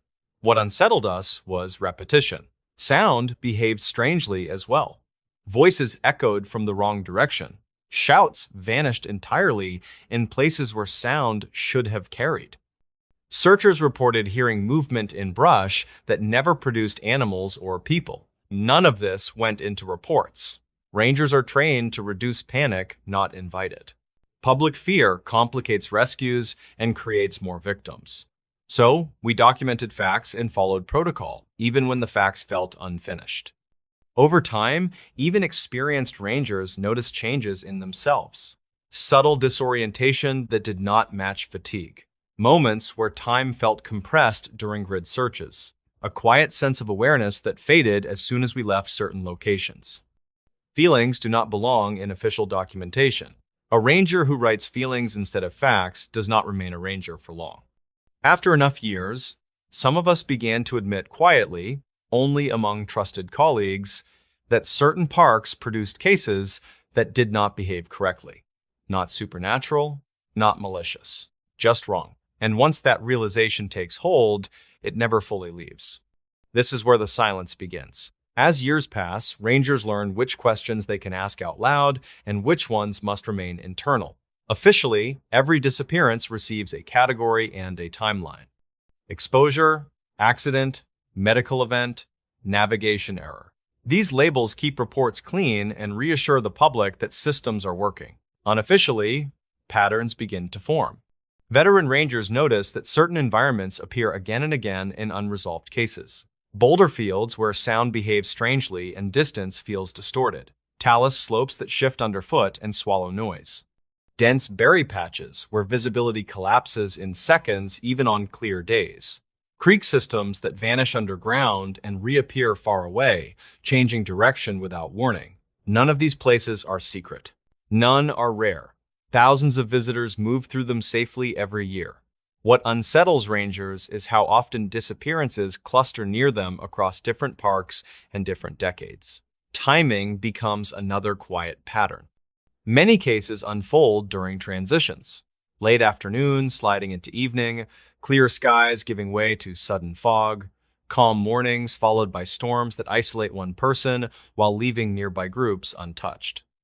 Rangers describe it as the moment when the park changes personality without announcing it. Searches begin quickly, sometimes within minutes. Dogs lock onto scent confidently, pulling hard on leads. Then, without warning, the trail ends. Not gradually, not near water. Not at cliffs. In open terrain where scent should disperse slowly. Handlers describe the same behavior again and again. The dogs circle, sit down, or turn back toward their handlers. They are not tired, they are confused, the scent does not fade. It simply stops making sense. Rangers expand grids, check drainages, climb ridges, and revisit areas already cleared. Helicopters fly tight patterns overhead. Hours turn into days. Still, nothing appears. Then sometimes, evidence returns. A body is discovered in a place that had already been searched multiple times. Clothing appears after storms that should have buried it deeper. Footprints re-emerge in snow where wind should have erased everything. Rangers document delayed discovery and move on. Internally, they remember standing there before. Technology begins to misbehave during these searches in subtle ways. Radios lose signal only in narrow zones. GPS units drift just enough to matter. Battery life shortens unexpectedly. These issues resolve immediately once teams leave specific areas. Terrain interference explains part of it. Rangers accept that explanation. What unsettles them is repetition tied to disappearances. Sound becomes unreliable as well. Voices echo from incorrect directions. Shouts vanish entirely. Searchers hear movement in brush that never produces animals or people. When teams stop, the sound stops. When they move, it resumes at the same distance. None of this belongs in reports. Some of the most difficult cases involve recoveries rather than losses. Children found alive days later are sometimes calm, minimally dehydrated, and unable to explain where they were.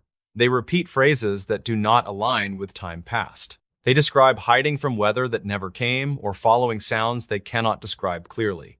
Medical explanations exist: stress responses, memory disruption, effects of cold. Rangers accept these explanations publicly. Privately, they notice how often survivors are found uphill, beyond logical travel routes, in places already searched. Rangers also begin to notice changes in themselves during certain searches. Subtle disorientation that does not match fatigue, a feeling that time compresses during grid work, moments of heightened awareness without clear cause. Some describe a sense of being watched, not threatening, but attentive. These sensations vanish when leaving specific areas. No ranger writes this down. A ranger who documents feelings instead of facts does not last long in the job. So these cases accumulate quietly, each one filed, each one explained, each one leaving behind small unanswered questions that settle into memory. At some point, the pattern becomes impossible to dismiss internally. Not dramatic, not conspiratorial, just consistent. This is when rangers begin to admit to each other, carefully and privately, that something feels wrong in certain parks. Not wrong enough to close them, not wrong enough to issue warnings, wrong enough to change how they move, how they listen, and how seriously they take instincts they once ignored. And the silence grows heavier. By the time rangers reach the later years of their careers, certainty becomes quieter. Not weaker, but more careful. They have seen enough to know that not every problem announces itself clearly, and not every answer fits inside a report. This is usually when the admission happens, not publicly, but internally. Something feels wrong. Not wrong in a way that suggests monsters or myths, wrong in a way that suggests gaps. Gaps in understanding, gaps in perception, gaps between how humans expect the land to behave and how it sometimes does. Rangers begin to realize that experience does not eliminate risk. In some cases, it sharpens it. Familiarity creates assumptions. Assumptions create blind spots. And blind spots are where many of these disappearances seem to occur. They reflect on how often missing people were confident, experienced hikers, skilled hunters, children raised outdoors, people who knew the rules and followed them, people who should have been fine. They think about how often these individuals vanished during moments that seemed insignificant. A short separation, a quick decision, a slight deviation from the trail. Seconds, not minutes. The land did the rest. Over time, rangers adjust how they work in subtle ways. They double back more often. They linger in areas that feel quiet in the wrong way. They pay attention to moments when sound drops or when the environment feels unusually still. They trust instincts sooner, even when those instincts cannot be explained logically. They also become more cautious with promises. When families ask how someone could disappear so completely, rangers choose words carefully. They speak about vast terrain, rapid weather changes, and how evidence can be missed even by trained teams. They offer compassion without speculation. What they do not say is that sometimes the land does not give answers back. After retirement, some rangers finally speak more openly. Not in dramatic statements, but in long conversations, interviews, or quiet recordings meant to preserve experience rather than provoke fear. They reject simple explanations at both extremes. Not every disappearance is mysterious. Most are tragic but explainable, but not all. They speak about limits. Limits of tracking dogs when scent behaves unpredictably. Limits of technology in complex terrain. Limits of human perception under stress. Limits of how quickly teams can respond when conditions shift suddenly. They admit that there are places where these limits overlap. Places where sound bends, where distance deceives, where weather isolates one person while sparing another only yards away. Places where a few steps are enough to break every assumption about safety. The parks are not malicious. They are indifferent. They operate on scales of time, geology, and weather that do not align with human expectations. Most days, this difference is harmless. On rare days, it becomes decisive.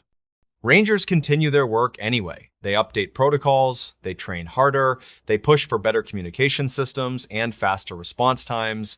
They do everything within their control to reduce risk.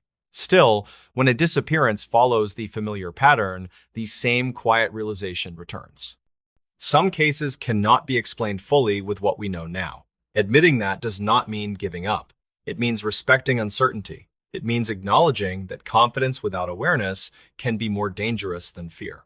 Park rangers admit something is wrong in these parks, not because they want to scare visitors away, but because they understand the cost of pretending everything always makes sense. Their unspoken message remains simple.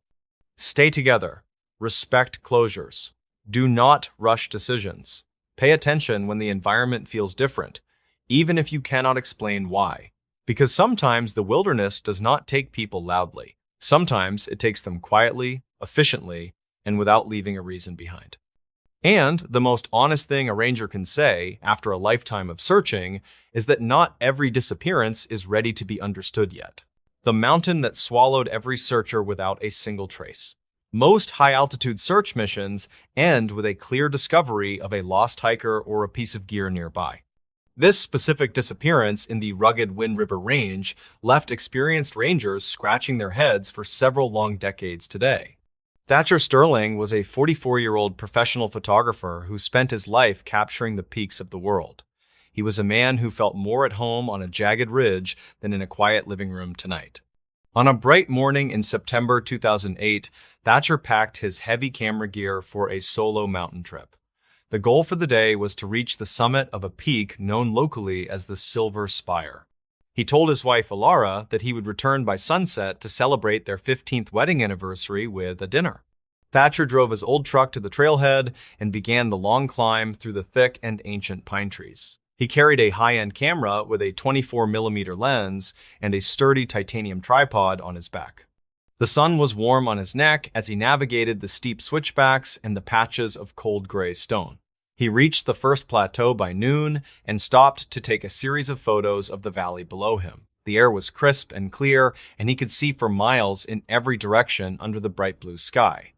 Everything began to change when Thatcher reached the narrow ridge that led to the final summit of the Silver Spire. He used his handheld radio to check in with a friend named Arlo Pender, who was waiting at the base. Thatcher mentioned that he had found a golden path made of bright yellow flowers that was not on the map. Arlo thought this was strange because the season for wildflowers had ended weeks ago in the high and cold mountains. The radio signal began to crackle with static, and Thatcher said the light was becoming very intense and quite beautiful. He told Arlo that he was going to follow the path to see where it led before the sun set. That was the last time anyone heard the voice of the photographer as the radio went silent in the wind. Arlo waited for an hour before calling the local park rangers to report that his friend was no longer responding. A search party was organized immediately as the shadows began to stretch across the jagged rocks and the dark trees. They reached the ridge where Thatcher was last seen, but they found no sign of a golden path of flowers. The ground was nothing but bare granite and patches of frozen moss that had been there for a long time. Search teams arrived at the Silver Spire at dawn the next day to begin a massive effort to find him. They found his titanium tripod standing perfectly upright on a narrow ledge overlooking a deep and very dark stone canyon. However, the camera was missing and there were no footprints in the light dusting of snow on the high ground. Deputy Harlan Cross led the official investigation and spent weeks scouring every inch of the mountain for the missing man. He reviewed the archived dispatch logs and noted that several other hikers had reported seeing a golden light on ridge. One witness statement from 1992 mentioned a man who walked off a cliff while chasing a bright glow. The deputy found a small lens cap near the ledge that belonged to Thatcher, but nothing else was ever discovered. Reportedly, the search dogs became very agitated when they reached the spot where the tripod was found in the snow. They would bark at the empty air and refuse to move forward toward the edge of the steep and rocky. The investigation was officially suspended after 3 weeks when a heavy blizzard buried the entire mountain in thick white snow. Alara Sterling never stopped believing that her husband was still out there somewhere waiting for a rescue team to come. The complication grew deeper 10 years later when a young hiker found an old camera buried in the rocky scree. The device was badly damaged by the weather, but the internal memory card was still intact and could be read. Technicians at the police lab recovered a series of photos that Thatcher had taken moments before he disappeared that day. The images showed a path of vibrant yellow flowers that seemed to glow with an internal and very strange light. As the photos progressed, the path led directly toward the edge of a massive cliff that dropped into the canyon. The final photo was a blurry shot of the sky and a hand reaching out toward a golden shimmering. It appeared that Thatcher was following something that only he could see through the lens of his very expensive camera. Geologists were called in to examine the rock samples from the area where the camera was found in the dirt. They discovered that the granite contained a rare mineral that could create a powerful optical illusion under specific light conditions. This mineral would reflect the sunlight in a way that looked like a path of glowing flowers to the eye. The investigation suggested that Thatcher had been lured to the edge by a natural trick of the mountain itself today. The twist came when the search teams returned to the canyon floor to look for his remains in the spring. They found a hidden crevice that was tucked behind a large boulder and led into a deep and dark cave. Inside the cave, they discovered the remains of several people who had gone missing on the mountain over the years. Each person was found sitting in a circle around a central stone that was covered in the glowing yellow. The mineral was actually a rare type of bioluminescent lichen that thrived in the dark and cold of the cave. Thatcher was there, and he was holding a small silver watch that was still ticking in his cold hand. He had not fallen from the cliff, but had found a way down into the hidden and secret place. The Golden Path was not an illusion, but a biological trail that led the lost hikers to their final. They were not victims of a fall, but were drawn to the beauty of the light in the dark mountain. The mountain did not swallow them, but invited them to stay in the quiet and the glow of stone. This discovery explained why the search teams had found nothing on the surface of the mountain for all those years. The conclusion of the matter was a quiet reflection on the mysteries that still exist in the high and wild. Thatcher Sterling was finally brought home and laid to rest in the small cemetery at the base of the peak. Alara kept the final photo he took as a reminder of the beauty he had found before he left world. Park rangers now warn every hiker to never follow the light if they see it glowing on the high ridges. They know that the Silver Spire holds a power that can lead a man away from the path of safety. The crevice has been sealed with heavy stones to prevent anyone else from wandering into the dark and the light. The mountain remains a silent witness to the lives that have been changed by its secrets and its hidden places. We are reminded that nature does not always play by the rules we have written for our own simple lives. The trail just ends because the mountain has a story of its own that it is not ready to. Thatcher found his golden path and he followed it to a place where time and light are one and same. The wind still whispers his name through the pines and the jagged rocks of the Silver Spire every single night. The local community held a quiet memorial for the other people who were found in the hidden cave that spring. Their names were added to a plaque at the visitor center to ensure they would never be forgotten by town. Many people still wonder what it was like to sit in that circle of light in the heart of. They imagine the peace that must have come with the glowing yellow lichen and the silence of the deep stone. Some say that on certain nights you can still see the golden path flickering on the high and lonely. The rangers do not confirm these reports, but they watch the ridge with a careful and very wary eye today. They know that the mountain is never truly silent, and it is always waiting for the next curious soul arrives. The mystery of the Silver Spire has become a part of the history of the entire Wind River Range. It serves as a reminder that we are only guests in a world that is much older than our kind. We must respect the shadows and the lights that call to us from the high and the very deep. Thatcher Sterling lived his life for the perfect photo, and he finally found it in the heart of mountain. The case files for the Silver Spire disappearances are now closed, but the legends will live on for many years. New hikers arrive every season with their cameras and their maps, and their dreams of reaching the high and jagged. They look up at the peak and see only the beauty of the granite and the clear and blue. None of them know the true story of the Golden Path or the man who followed it into the side. Only the rangers and the old-timers remember the names of the lost and the secret of the glowing. They keep the secret to protect the mountain and the people who seek to conquer its steep and rocky sides. The trail remains clear for those who stay on the path and do not listen to the whispering wind. The mountain waits in the silence of the night for the sun to rise and the light to return. We are left with the memory of Thatcher and the light he found in the dark of the peak. The story of his final climb is a testament to the power of the unknown and the call of, we watch the horizon and wonder what other secrets are hidden in the high and the cold and dark. In this news story, what was found inside this cabin after midnight? Public records from 1989 describe a chilling incident involving a hidden structure and a collection of silent witnesses. This specific case reminds investigators that the most isolated parts of the forest often hide the most disturbing secrets today. Gideon Marlowe was a 46-year-old surveyor who worked for the Department of Natural Resources in Washington state. He spent his days exploring the dense woods near the North Cascades to mark boundaries for the local logging companies. On a cold Tuesday in October of 1989, Gideon hiked into a remote valley that was rarely visited. The air was thick with the scent of damp moss and the lingering chill of a very early autumn morning. Gideon adjusted his heavy equipment pack as he stepped through the thick brush and onto a narrow and overgrown trail. He was tasked with completing a survey of the northern ridge before the winter snows made the paths completely impassable.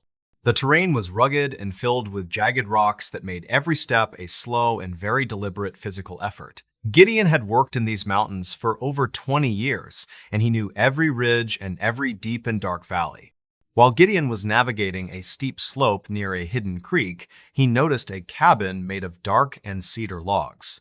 The cabin was not listed on any of his professional topographical maps, and it appeared to be several decades old now. The windows were covered with thick layers of grime, and the heavy wooden door was slightly ajar in the wind. Gideon felt a strange sense of unease as he approached the building, because the surrounding woods were completely and utterly silent. He called out a greeting to see if anyone was inside, but his voice only echoed back from the trees. The surveyor decided to investigate the interior because he noticed a faint orange light flickering through the dirty glass window. He pushed the door open, and the hinges gave a long and high-pitched scream that broke the forest silence. Gideon stepped onto the creaking floorboards and smelled the metallic tang of old copper and the scent of rotting wood.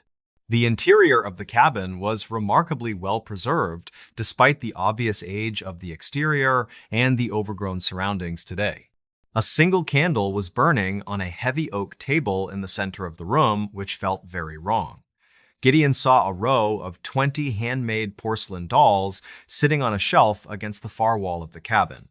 Each doll was dressed in a unique set of miniature clothes that appeared to be made from real human hair. He noticed that the eyes of the dolls were made of small, polished stones that seemed to track his movements. Gideon walked toward the table and found a leather-bound journal that was open to a page dated very recently. The handwriting was cramped and hurried, as if the author was writing while in a state of extreme and nervous agitation. He read a passage that mentioned the arrival of a stranger in the woods who was carrying a heavy pack. Gideon felt the hair on his neck stand up as he realized the journal was describing his own current arrival today. He looked around the room for a place where someone could be hiding and watching him from the deep shadows. The surveyor found a hidden trapdoor tucked under a tattered rug near the stone fireplace in the corner of the room. He used a heavy iron poker to pry the latch open and revealed a steep set of wooden stairs leading down. The basement was much larger than the cabin above, and it was filled with rows of old and rusted cabinets. Gideon opened the first drawer and found hundreds of photographs of people who had gone missing in the valley recently. Each photograph was labeled with a name and a date that spanned back to the year 1974 at. He realized that the cabin was a central hub for a person who had been hunting hikers for many years. According to reported dispatch logs, Gideon used his handheld radio to contact his supervisor, but he only received heavy static. He noticed a final photograph lying on the floor that showed him standing in the doorway of the cabin above. The clock on the wall above the stairs began to strike 12 midnight, and a heavy lock clicked into place. Gideon heard the sound of heavy boots walking across the floorboards directly above his head in the small cabin room. A voice from the darkness said, "You should not have opened the book, Gideon," and the basement lights went out. He scrambled back toward the trap door, but it was held shut by a weight that he could not possibly move. Gideon realized the flickering candle was a lure designed to bring him into the trap after the sun went down. He sat in the darkness and listened to the sound of the dolls being moved across the shelf upstairs now. State archives show that Gideon Marlowe was never seen again after he entered the valley in 1989. His service truck was found 3 weeks later, but his survey equipment and the cabin itself had completely vanished today. Search teams reportedly found a single porcelain doll sitting on the driver's seat of the white truck in the woods. The doll was wearing a miniature surveyor vest and had small stone eyes that were the color of the mountains. Local legends say that the cabin only appears to those who are lost and looking for a place to rest. Investigators still review the cold case files, but they have never found the location of the dark cedar log cabin. The forest holds its secrets tight, and some mysteries are never meant to be solved by the living people today. Gideon remains a name in a file and a warning to all who wander too far into the Cascades.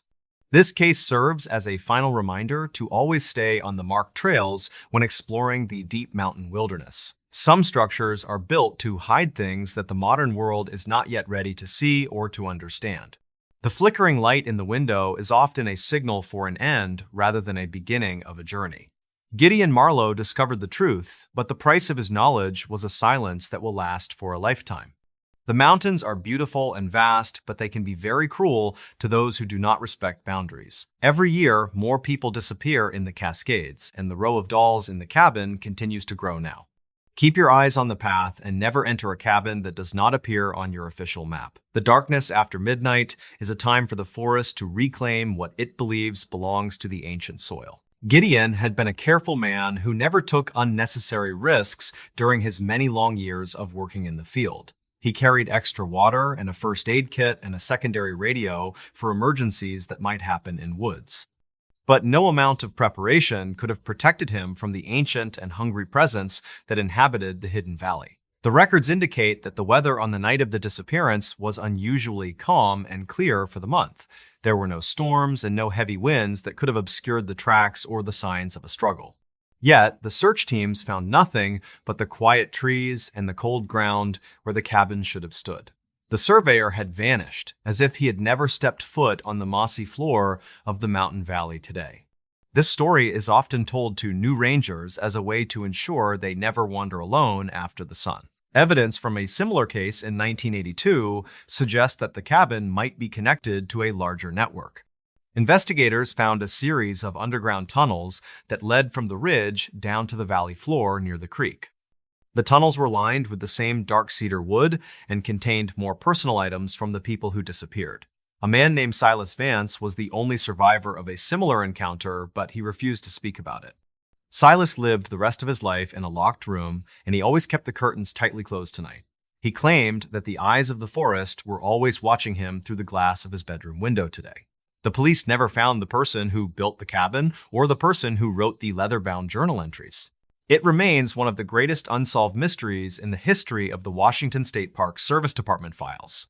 Gideon Marlowe left behind a wife and 2 children who still wait for news of his return from the mountains. They have spent thousands of dollars on private investigators, but every lead has ended in a dead end in woods. The family visited the valley once, but they said the air felt too heavy for them to stay very long. They could feel the weight of the silence pressing down on their chests as they walked near the hidden creek. The mystery of what was found inside the cabin after midnight continues to haunt the people of the local town. Some say that on a cold Tuesday in October, you can still hear the sound of the midnight clock. Others claim to see a faint orange light flickering between the trees when the moon is high and the air, but no one is brave enough to go back into the valley to see what is waiting in shadows. The photographs in the basement files were never recovered, and the faces of the missing people remain lost to history. Each image was a fragment of a life that was cut short by the dweller in the dark cedar cabin.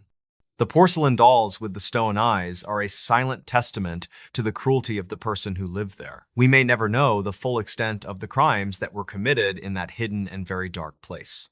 But we do know that the forest remembers, and the mountain never forgets, the names of those who are gone. The story of Gideon Marlowe is a part of the landscape now, and it will be told for generations. It is a story of a man who did his job and found himself at the end of world. The cabin is waiting for the next person who chooses to step off the path and into the trees. The porcelain doll found in the truck was taken to a lab for analysis, but no fingerprints were ever found. The material used to make the doll was a type of clay that is only found in the deep.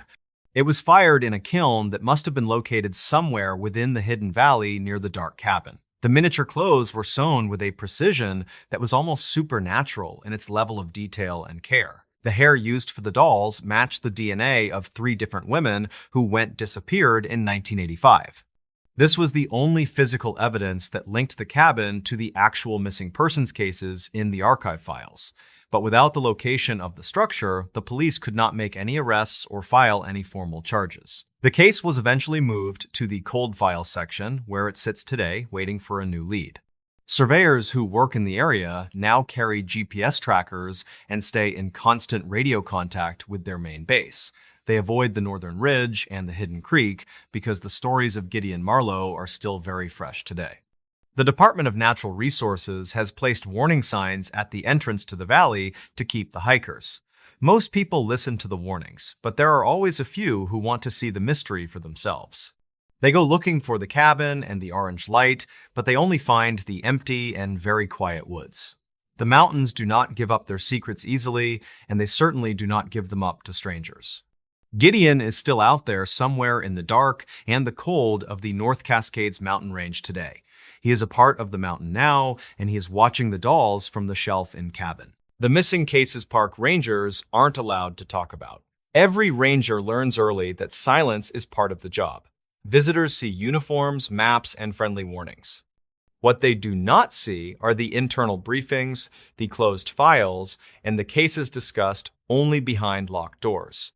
Most missing persons incidents are public. They follow procedures, generate press releases, and end with recoveries or clear conclusions.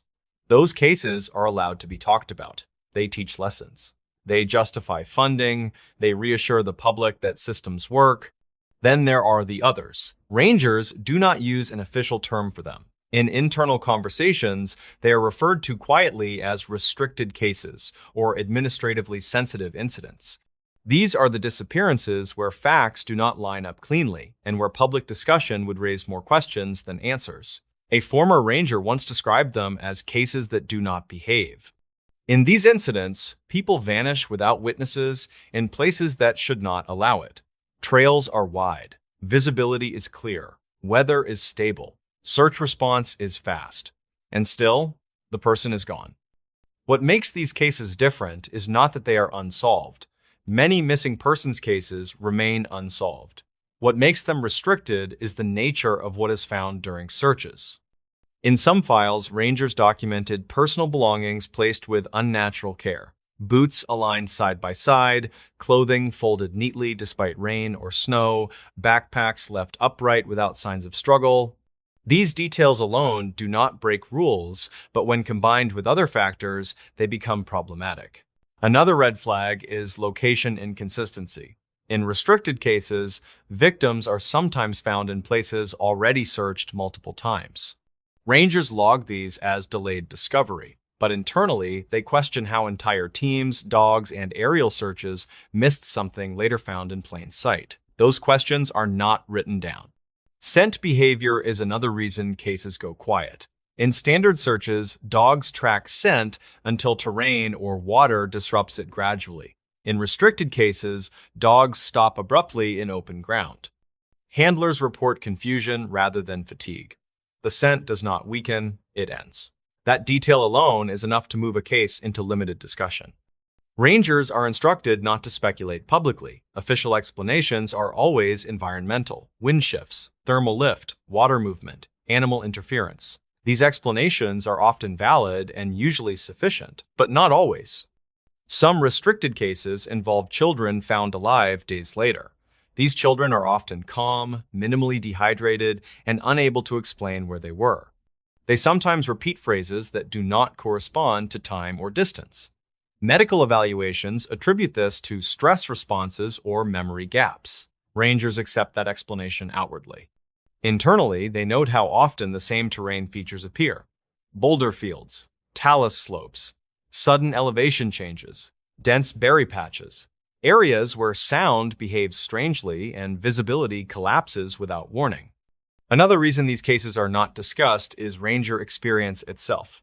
Rangers involved in restricted cases often report sensations they do not want attached to their names. Feeling watched, sudden disorientation, time distortion during searches, radios failing only in specific zones. None of these belong in reports. A ranger who writes feelings instead of facts does not last long. One retired ranger admitted that during a restricted search, his team heard repeated movement in brush that never produced an animal. The sounds followed their grid pattern. Each time they stopped, it stopped. Each time they moved, it resumed at the same distance. They never documented that. Another ranger spoke privately about a case where a missing hunter was found deceased without any sign of predation, injury, or exposure. The body position suggested he had been placed carefully. The report listed natural causes. The ranger never argued, but he also never forgot. Restricted cases are often sealed or summarized in minimal language. Families receive compassion and effort, but not speculation. Rangers are told that protecting public confidence is part of protecting lives. Panic does not save people. There is also the legal aspect. If an agency acknowledges unexplained patterns, it invites liability. If something cannot be controlled or warned against, it cannot be managed. Silence becomes policy. Rangers talk about these cases only when they retire or leave the service. Even then, many choose not to. They know how quickly stories mutate once released. They know how fast caution turns into myth. The truth they carry is quieter and more uncomfortable. Wilderness is not designed for human understanding. It does not preserve evidence consistently. It reshapes scenes constantly. In rare cases, it creates blind spots where people vanish faster than logic allows. These cases are not supernatural files hidden in vaults. They are ordinary reports with extraordinary absences. They are missing names attached to terrain that refuses to explain itself. Rangers are not forbidden from caring. They are forbidden from speculating publicly. So they follow protocol. They search longer than required. They revisit places that do not make sense. They memorize details they never write down. When asked directly, they give the same answer. All missing persons cases are taken seriously and investigated thoroughly. That statement is true. What they are not allowed to say is that some cases leave them with questions they will never shake. Questions about timing, about placement, about how a person can simply stop being where they should be. The missing cases park rangers are not allowed to talk about are not hidden because they are sensational. They are hidden because no one has figured out how to explain them without admitting that sometimes, even with maps, training, and experience, the land takes someone and does not give a reason back. In this news story, this voicemail was played too late. Quentin Sterling was a 54-year-old man who spent his weekends hunting for vintage electronics in small towns.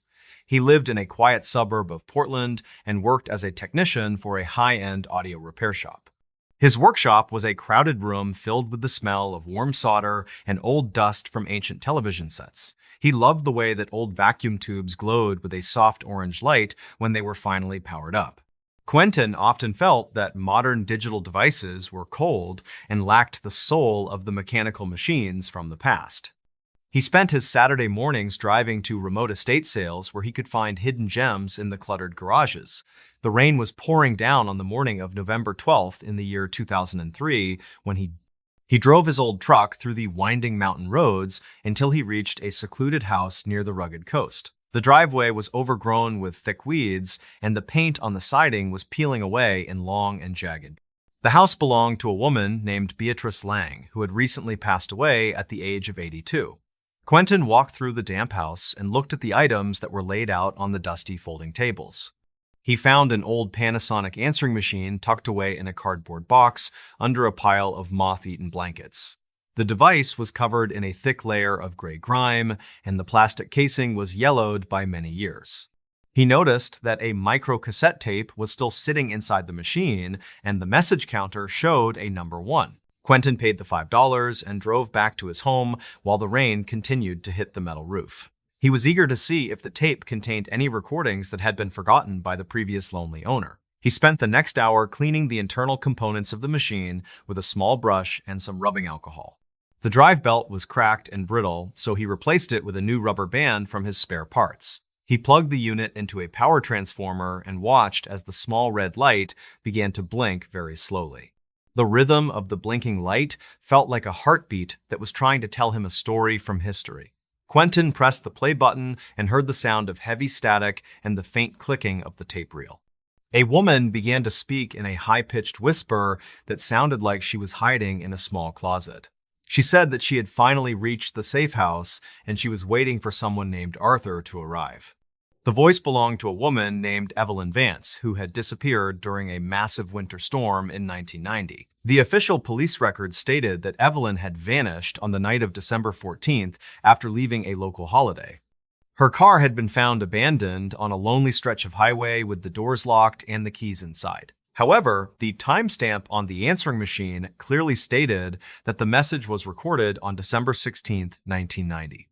This meant that Evelyn was still alive and calling for help 2 full days after the search was officially ended. Quentin felt a cold sensation in his chest as he realized that he was listening to a ghost from history. He decided to visit the local library to look through the archived newspapers for any mention of the Vance family. He spent several hours scrolling through rolls of microfilm until he found the headlines from the winter of 1990.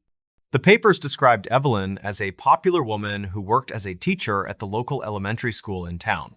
Her husband was a man named Julian Vance, who served as the county commissioner and was a very powerful figure. Julian had led the search parties himself, and he was often seen crying on the evening news for his wife. Quentin noticed a small detail in a photograph of the car that had been published in the local newspaper edition. The driver's side window was cracked, and there were small fragments of glass on the shoulder of the road nearby.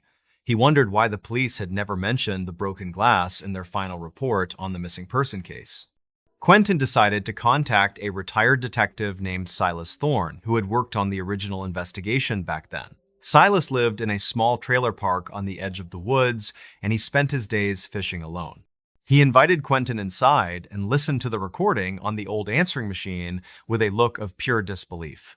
Silas explained that the investigation had been cut short by the department because they lacked any evidence of a crime. He admitted that he had always felt that something was wrong with the way that Julian Vance had acted then. Julian had pushed the police to close the case as a tragic accident caused by the severe winter weather conditions. Silas and Quentin decided to go back to the old Beatrice Lang house to search for any other hidden clues.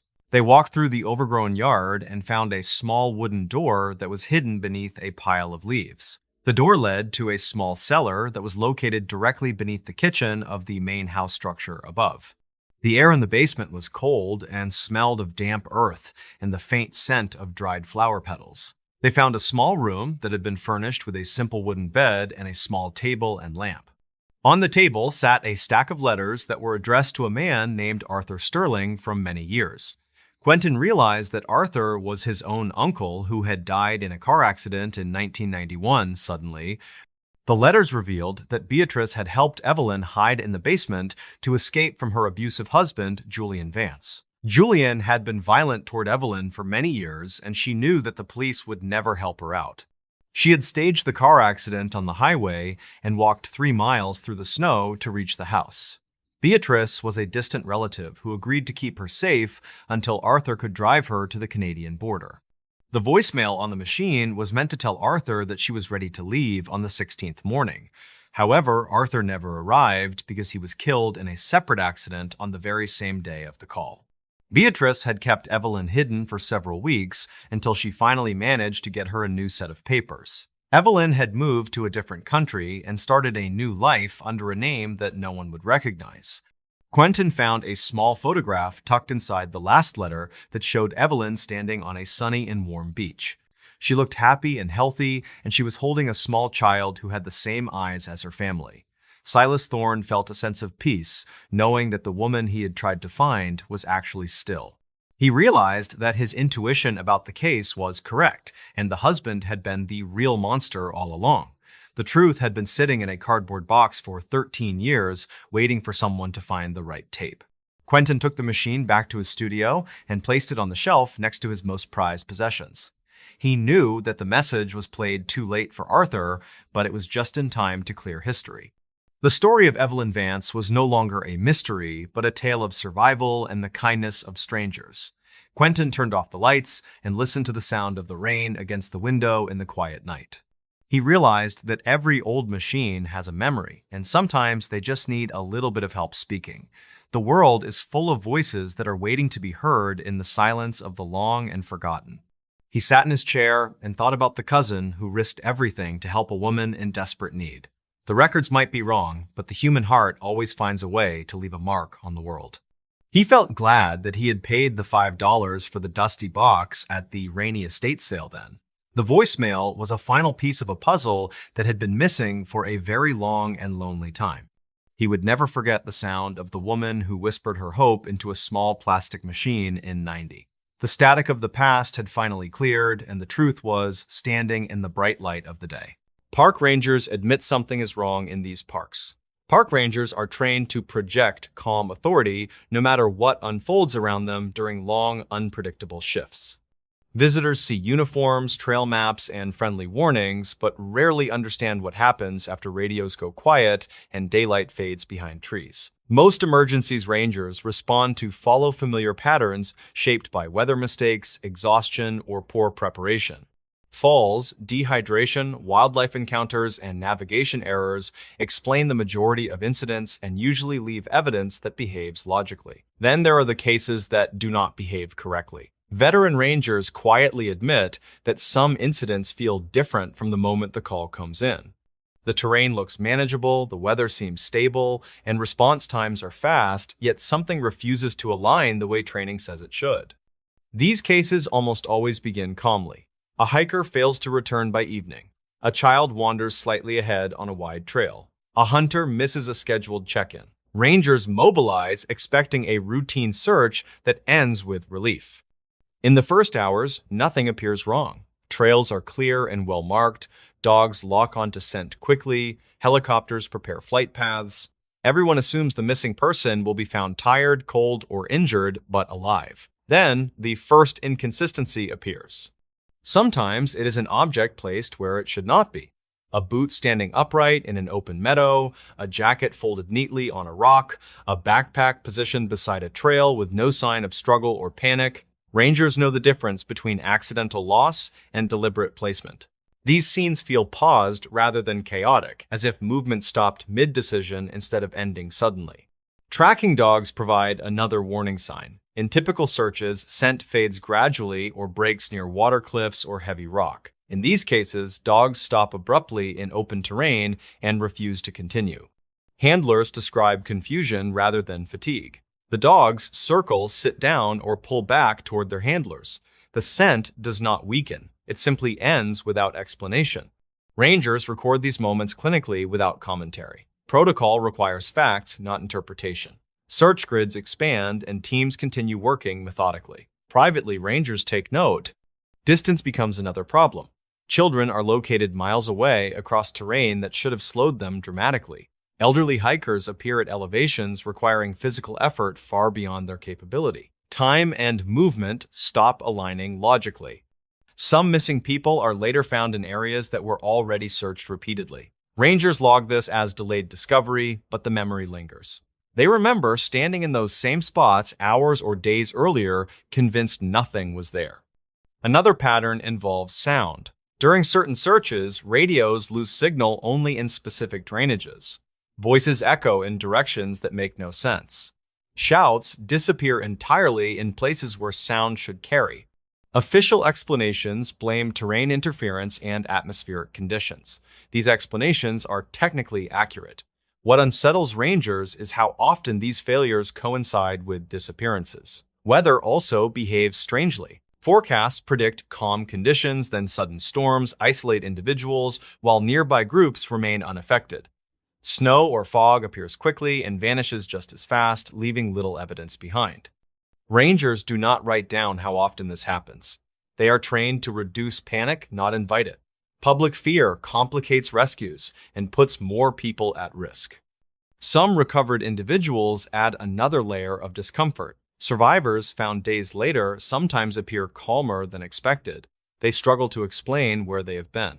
They describe hiding from weather that never occurred or following sounds that led them away from trails.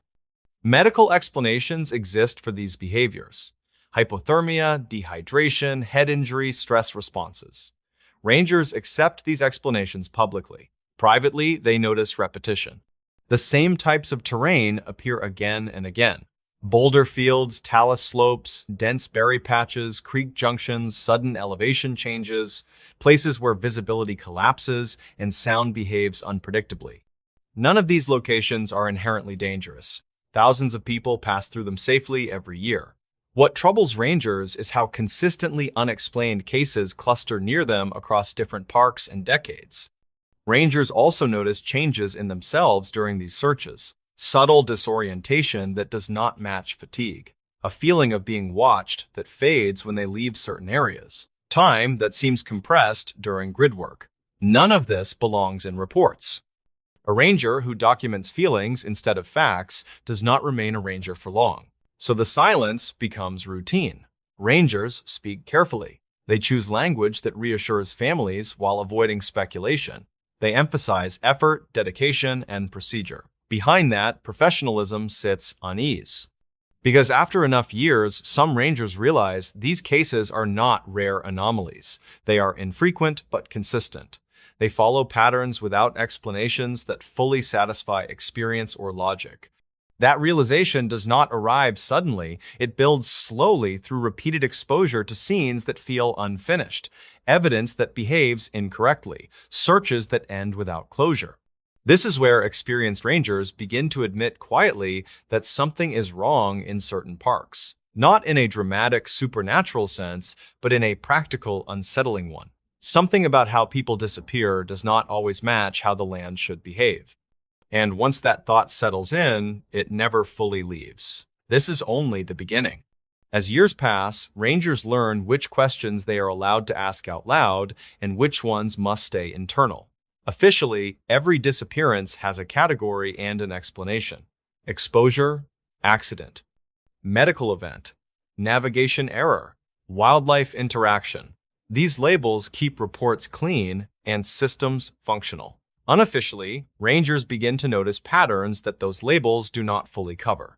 One of the first things they notice is where these cases happen.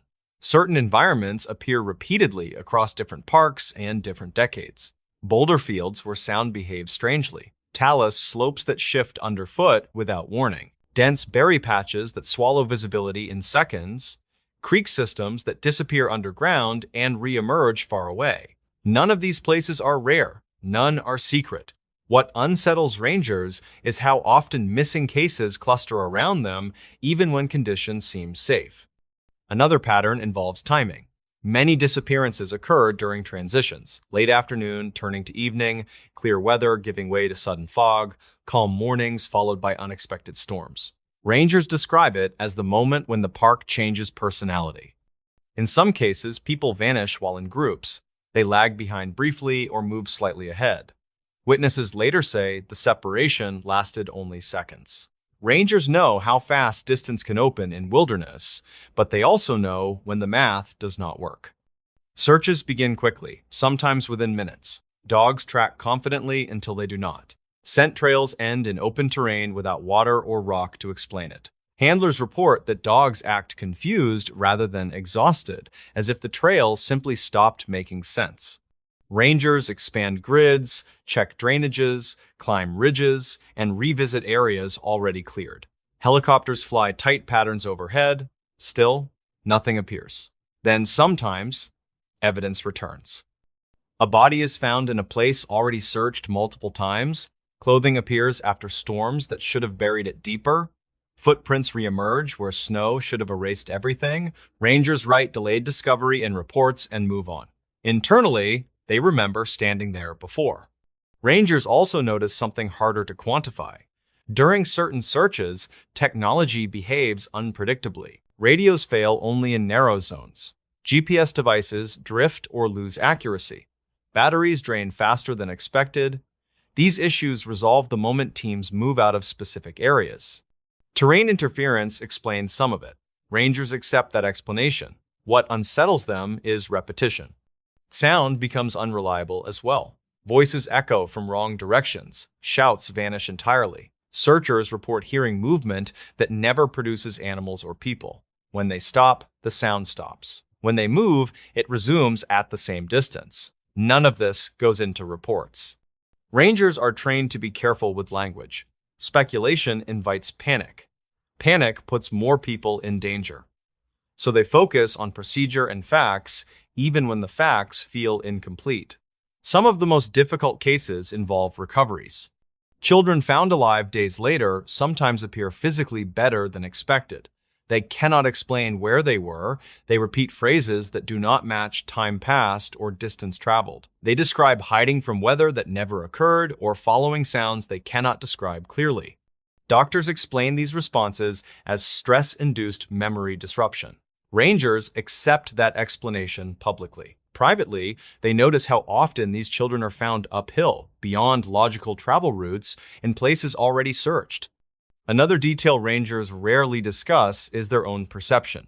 During certain searches, experienced rangers report subtle disorientation that does not match fatigue or terrain, a sense that time is compressed, that hours pass without memory of specific actions. Some describe feeling watched, not in a threatening way, but in a way that suggests awareness. These feelings vanish when they leave certain zones. No ranger writes this down. A ranger who documents feelings instead of facts does not last long in the job. As a result, these cases accumulate quietly, each one filed, each one explained, each one leaving behind a residue of doubt for the people involved. Veteran rangers begin to recognize these incidents not as isolated failures, but as part of a category that lacks a name. Not supernatural, not accidental in the usual sense. Simply unresolved in ways that repeat too consistently. This is when some rangers begin to admit to each other, carefully and privately, that something feels wrong. Not wrong enough to close parks, not wrong enough to issue warnings, but wrong enough that they change how they move through certain areas, how they listen, how quickly they respond to instincts they once ignored. They do not tell visitors this. They continue smiling, giving directions, and offering safety tips. But internally, many of them understand that the land does not always behave the way training says it should. And that realization makes the silence heavier. When rangers finally admit that something feels wrong, it is rarely dramatic and never official. It happens quietly, after years of repetition, when explanations begin to sound thin even to the people trained to deliver them. By this stage in their careers, most of these rangers have seen everything they expected to see. Fatal falls, exposure deaths, medical emergencies, wildlife encounters. Those cases are tragic, but they make sense. Cause and effect remain intact. The cases that stay with them are different. They are the ones where effort does not equal outcome, where teams do everything correctly and still come away empty-handed, where evidence behaves inconsistently, appearing and disappearing in ways that defy normal environmental logic. Rangers do not say the parks are dangerous in a supernatural sense. They say something simpler and more unsettling. They say the wilderness is not fully understood, and that human systems fail under certain combinations of terrain, weather, and perception. They explain that maps give confidence, not certainty, that experience can create blind spots, that familiarity sometimes makes people slower to recognize when conditions are changing in subtle but critical ways. Over time, rangers adjust their behavior. They linger longer in certain areas, they revisit locations that do not make sense, they listen more carefully when something feels off, even if they cannot articulate why. They also become more careful about what they promise families.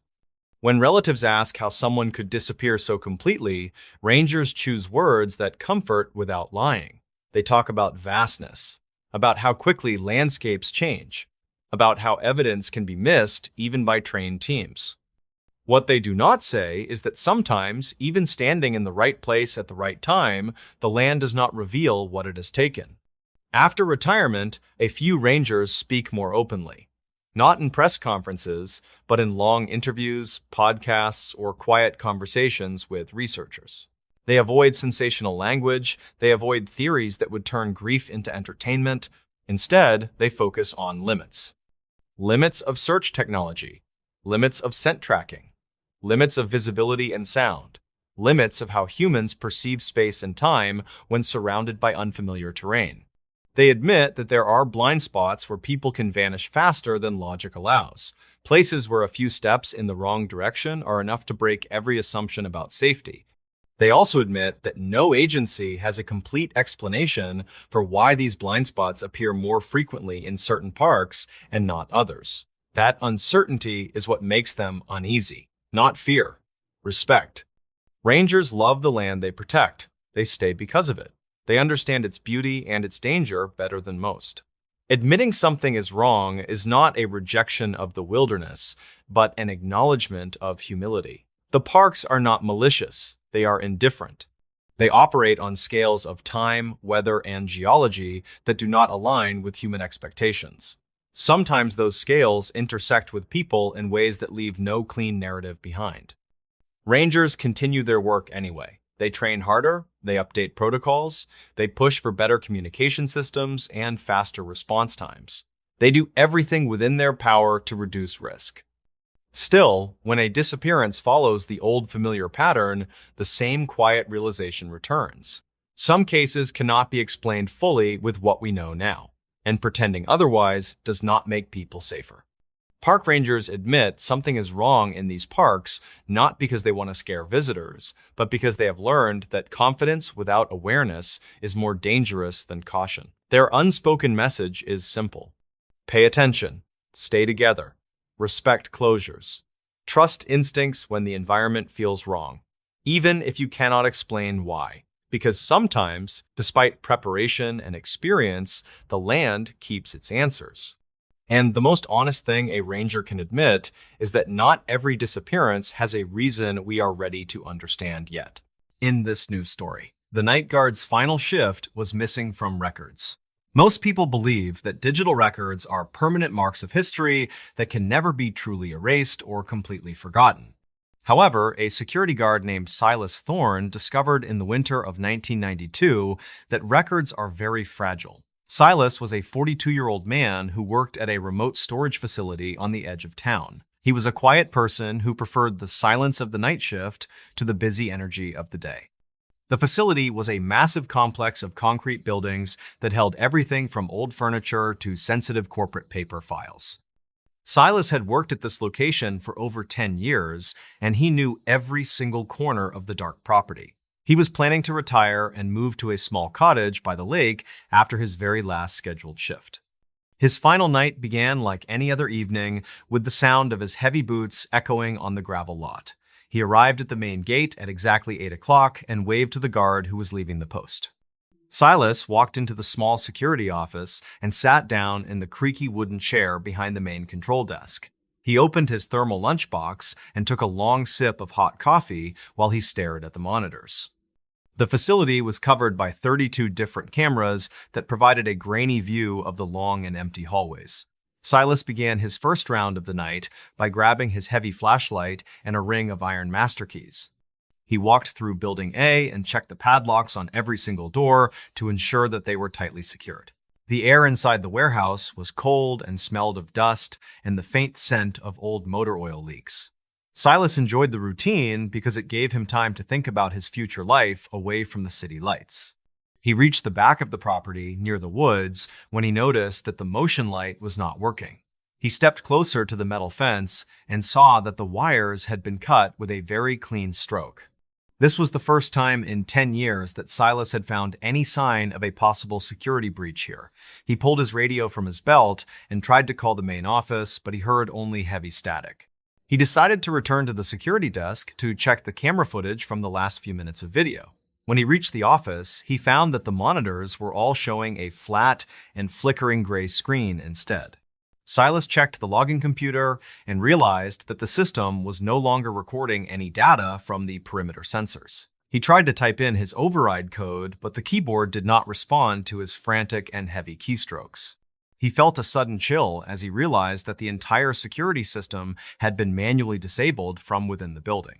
Silas grabbed his flashlight and headed toward the main server room, which was located in the basement of Building C. He had to walk through a long underground tunnel that connected the different sections of the large and sprawling complex. The lights in the tunnel were flickering, and some of the bulbs had been smashed into small, jagged glass pieces. He reached the heavy steel door of the server room and found that it was standing slightly open and ajar. Silas pushed the door open and shone his light around the room until he saw a small black plastic device. The device was attached to the main data line and it was blinking with a steady and rhythmic red light. He realized that someone was actively wiping the digital archives and the entry logs in real time as he watched. Silas heard a soft footstep behind him, and he spun around while raising his flashlight to see the dark hallway. There was no one there, but he could hear the sound of a heavy door closing far off in the distance. He ran back to the security office to find his personal logbook, where he kept a manual record of events. When he reached the desk, he saw that his logbook was missing and his thermal coffee cup was tipped over. The coffee was still steaming on the desk, which meant that someone had been in the office seconds before him. Silas felt a surge of panic because he realized that he was being hunted inside the very place he knew. He decided to leave the building and get to his car so he could drive to the nearest police station. He ran through the dark warehouse and reached the main exit, but he found that the door was electronically locked. The manual release lever had been removed, and the emergency exit was blocked by a heavy stack of wooden pallets. Silas was trapped inside the facility, and he knew that the intruder was likely watching his every move on camera. He retreated to a small storage room that contained old cleaning supplies and a single small window near the ceiling. He climbed up on a plastic barrel and tried to see out into the parking lot to find help nearby. He saw a black sedan parked next to his own truck, and two figures were standing near the front gate. They were wearing dark uniforms that looked official, but they did not have any visible badges or identifiable name tags. Silas realized that these men were not regular burglars, and they were clearly looking for something very specific in the files. He remembered that Building B held the records for a large chemical company that had closed down several years ago. Silas decided to find those records before the intruders could destroy the evidence they were trying to hide from everyone. He crawled through the ventilation ducts to avoid being seen by the cameras that might still be partially working now. The dust in the vents made it hard to breathe, but he moved slowly and quietly toward the next building. He reached Building B and dropped down into a small office that was filled with tall metal filing cabinets. Silas began to search through the drawers until he found a folder labeled with the name of a local project. The documents inside described a massive leak that had been covered up by the company in the 1980s and 90s. He realized that this was the reason why the intruders were here, to erase the final traces of the crime. Silas heard the sound of a circular saw cutting through the metal door of the building just a few feet away. He grabbed the folder and looked for another way out before the men could find him in the small office. He found a small freight elevator that was used to move boxes between the different floors of the large warehouse. He jumped into the elevator and pulled the manual cable to descend into the darkness of the lower storage levels. The intruders reached the office just as the elevator disappeared from view, and they began to shout to each other. Silas reached the bottom floor and ran toward the back of the building where the old drainage pipes were located. He knew that one of the pipes led out to a small creek that ran behind the industrial property line. He squeezed his body into the narrow concrete pipe and crawled through the cold and muddy water for several minutes. He finally emerged into the fresh night air and ran as fast as he could toward the thick woods. Silas did not stop until he reached a small gas station that was located 2 miles down the main road. He called the police and waited for them to arrive while he clutched the damp folder to his chest. When the authorities arrived at the storage facility, they found that the gate was open and the office was empty. The black sedan was gone, and there was no sign of any intruders or any damage to the main doors. The lead investigator was a man named Detective Miller, who looked at the security logs on the main office computer. He told Silas that the records showed no activity at the facility for the last 24 hours of time. According to the digital logs, Silas had never signed in for his shift, and the cameras were never active. Even the manual logs in the office were completely blank and showed that no one had been there all night. Silas showed the detective the folder he had taken, but the pages inside were nothing but blank white sheets of paper. He realized that the intruders had switched the folders or used some kind of chemical to erase the black ink. The detective thought that Silas might be suffering from a mental breakdown due to the stress of his upcoming retirement. Silas tried to explain about the cut wires and the red blinking device, but everything had been perfectly repaired already. He looked at the parking lot and saw that his truck was exactly where he had left it that evening. The only thing that was missing was the record of his final shift, which had been completely erased from history. Silas Thorne moved to his cottage by the lake, but he never truly felt safe in the quiet of nature. He spent his days looking over his shoulder and wondering if those men were still watching his every move daily. He kept his own manual logbook now, and he wrote down every detail of his life in permanent blue ink. The case of the missing shift was never solved, and it remained a strange legend among the local police officers. Most people believe that Silas simply imagined the entire event because of the loneliness of the long night shifts there. However, Silas knew the truth because he still had the heavy Iron Master keys in his old jacket pocket now. He had forgotten to return them during the chaos, and they were the only physical proof of his final night. The keys were a constant reminder that some secrets are powerful enough to rewrite the very records we trust most. Silas Thorne lived out the rest of his life in peace, but he never again worked a job at night. He understood that the darkness can hide more than just shadows, and the truth is often written in disappearing ink. The facility was eventually torn down to make way for a new shopping mall in the year 2005. No evidence of the chemical leak or the missing guard logs was ever found in the rubble of the building. The story of the night guard serves as a warning about the hidden layers of the world that we inhabit. We trust the records to tell us what happened, but sometimes those records are just a very carefully crafted lie. Silas Thorne was a witness to a truth that was never meant to be known by a simple security guard. He carried that secret with him until the day he died, and he never spoke of the night again publicly. The records may be missing, but the memory of the cold wind and the red light stayed with him forever. It is a strange thing to realize that you can be erased from the history of your own life's work. Silas Thorne learned that the hard way on a cold night in 1992 at the storage facility gates. He was a man who disappeared from the records, but he never truly lost his own sense of the truth. The world continued to turn, and the story of the final shift became nothing more than a ghost story told. People still talk about the guard who claimed he was hunted by men who did not exist in any file. They laugh and say it was just the imagination of an old man who was ready to leave his job. But Silas knew better, and he kept his keys close to his heart until his very last breath was gone. She called 911 from a snowy highway, then silence. The call began like a lot of winter emergencies. A scared driver on a dark highway where snow erased the world beyond headlights. Dispatch logs later marked it as a stranded motorist report that turned into something much stranger when the line went dead. The woman on that call was named Rena Mallory, 27 years old, who worked stocking shelves at a chain pharmacy. She was driving home after a late shift, taking the same stretch of state highway she used almost every night, a two-lane ribbon running between small towns and empty fields. Before we begin, tell me, where are you listening from, and what time is it there? Weather reports had warned about a fast-moving band of lake-effect snow, the kind that arrived quietly, then buried everything.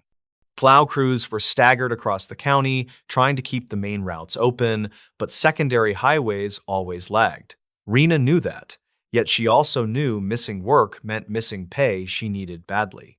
Her manager remembered her leaving at closing time, wrapped in a cheap, puffy coat, saying she was going straight home.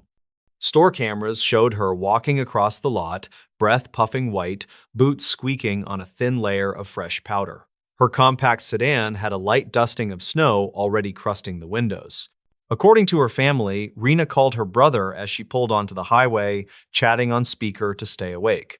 He later told investigators she sounded tired but normal, complaining about a sore back and a customer who argued over coupons.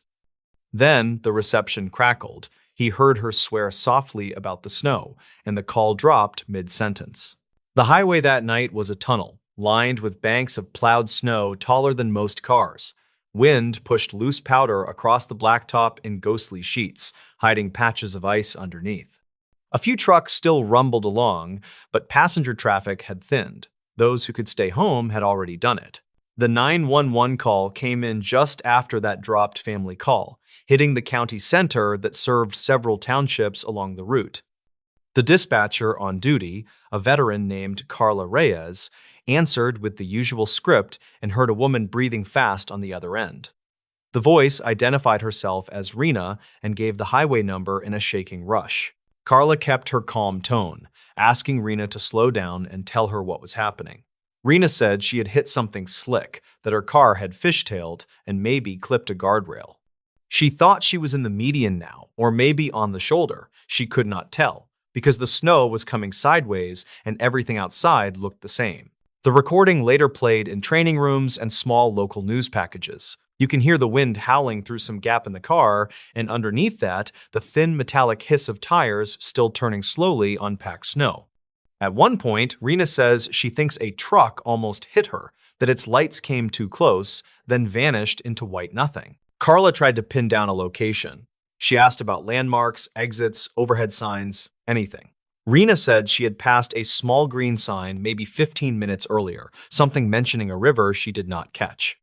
Her gas gauge had been near half when she left town, and she had not stopped, which helped Carla roughly estimate how far along the highway she might be. While they talked, another voice in the room quietly relayed information to Highway Patrol, starting a unit toward that general stretch. Carla told Rena to stay in the car, to keep her seatbelt on, to turn on hazard lights, and to avoid standing outside in low visibility. Drivers walking around disabled cars in storms get hit too often. Then the call changed. On the recording, Rena pauses mid-sentence, as if straining to listen to something Carla cannot hear yet. She asks if another car is supposed to be there, because she sees headlights in her side mirror that were not there a second ago. Her breathing speeds up, and the phone microphone amplifies the soft rustle of her coat. Carla asks if it might be the trooper already arriving, although she knows that would be too fast. Rena says the vehicle is stopped behind her, very close, closer than feels normal on an empty highway. She says she cannot see a shape clearly through the snow, just a bright halo flaring around her rear window. Carla starts to say that maybe the other driver is also stuck and needs help, but Rena interrupts. Her voice drops, lower and more worried. She says someone is walking up along the driver's side, that she can see a figure in the mirror, shadow against the headlights. She asks if she should roll down the window, if there is some rule about what to say. Carla tells her firmly to keep the doors locked, to speak through a small crack if she feels safe, and to describe the person. On the tape, you can hear a few seconds where Rena fumbles with something. Maybe the switch for the window, maybe the phone shifting in her hand. Then she says a short phrase that became the line quoted most often in later retellings. She says, "They do not look like a trooper, and there is something wrong with their coat." Carla asks what she means. Rena says the coat looks too thin for weather like that, hanging strangely off one shoulder as if it is not closed properly. She also mentions the figure not wearing a hat, dark hair plastered wet across their forehead, face just out of the mirror angle. The footsteps crunch closer. The phone picks up a faint tapping near the glass. Carla starts raising her voice a little, telling Rena to keep describing the person, asking whether she can see their hands. Before Rena answers, another sound cuts through the call. It is a loud, metallic bang, like a hand or object hitting the car door hard.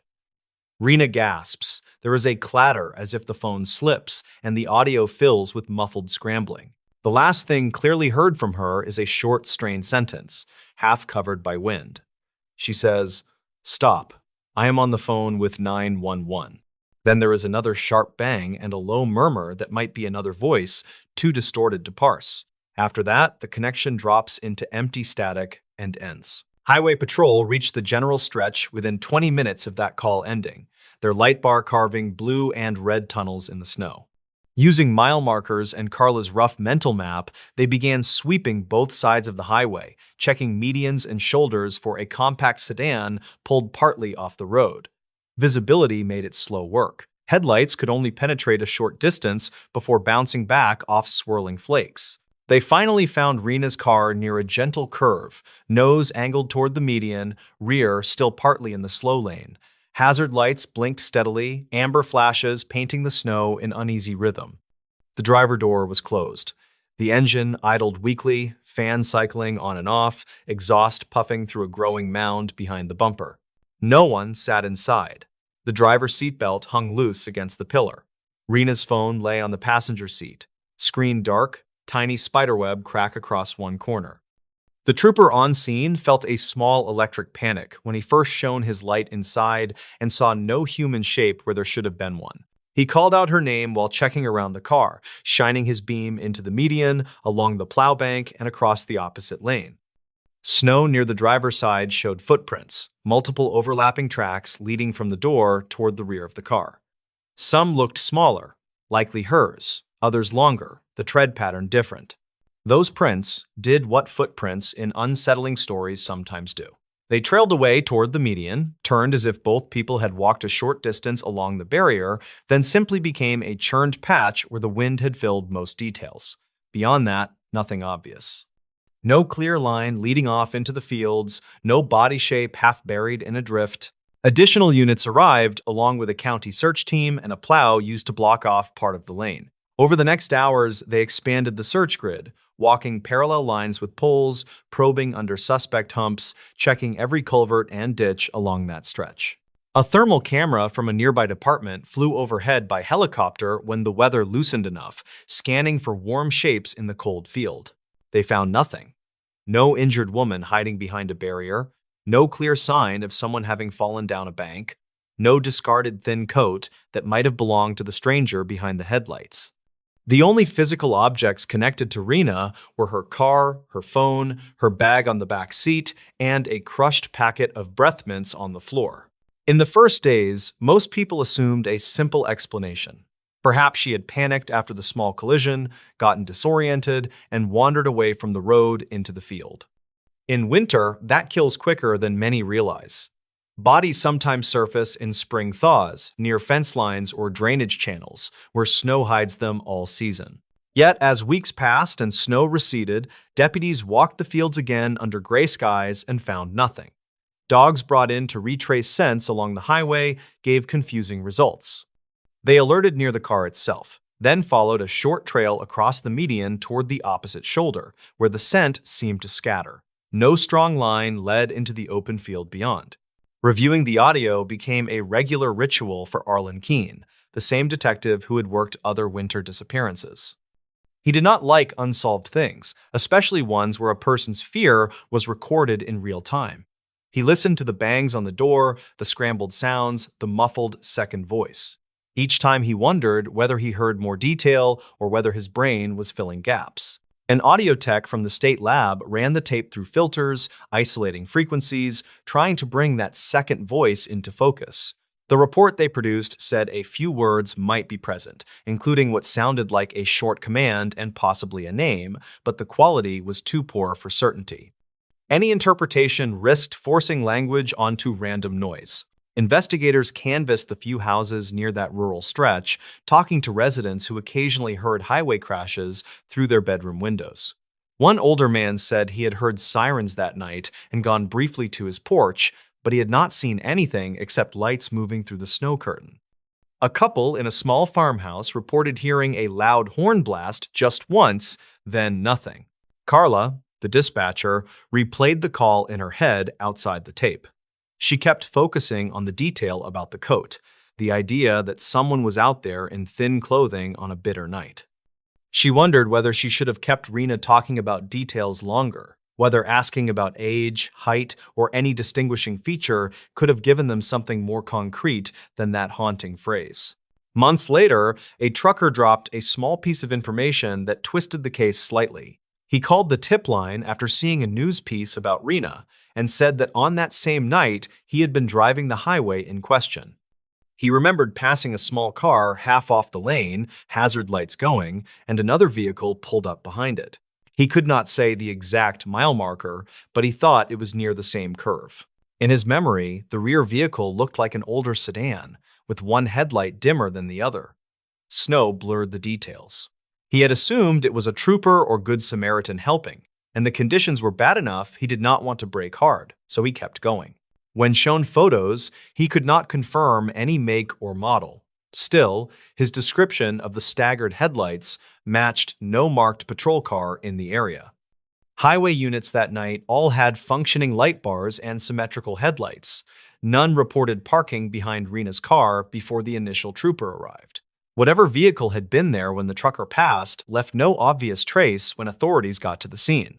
Later, a freelance producer named Eliza Crane picked up the story for her series about strange emergency calls. She was drawn less to any hint of the supernatural and more to the way real danger and pure uncertainty braided together in winter cases. She interviewed Carla, who still worked nights at dispatch, and Arlen, who kept the case file within arm's reach on his crowded shelf.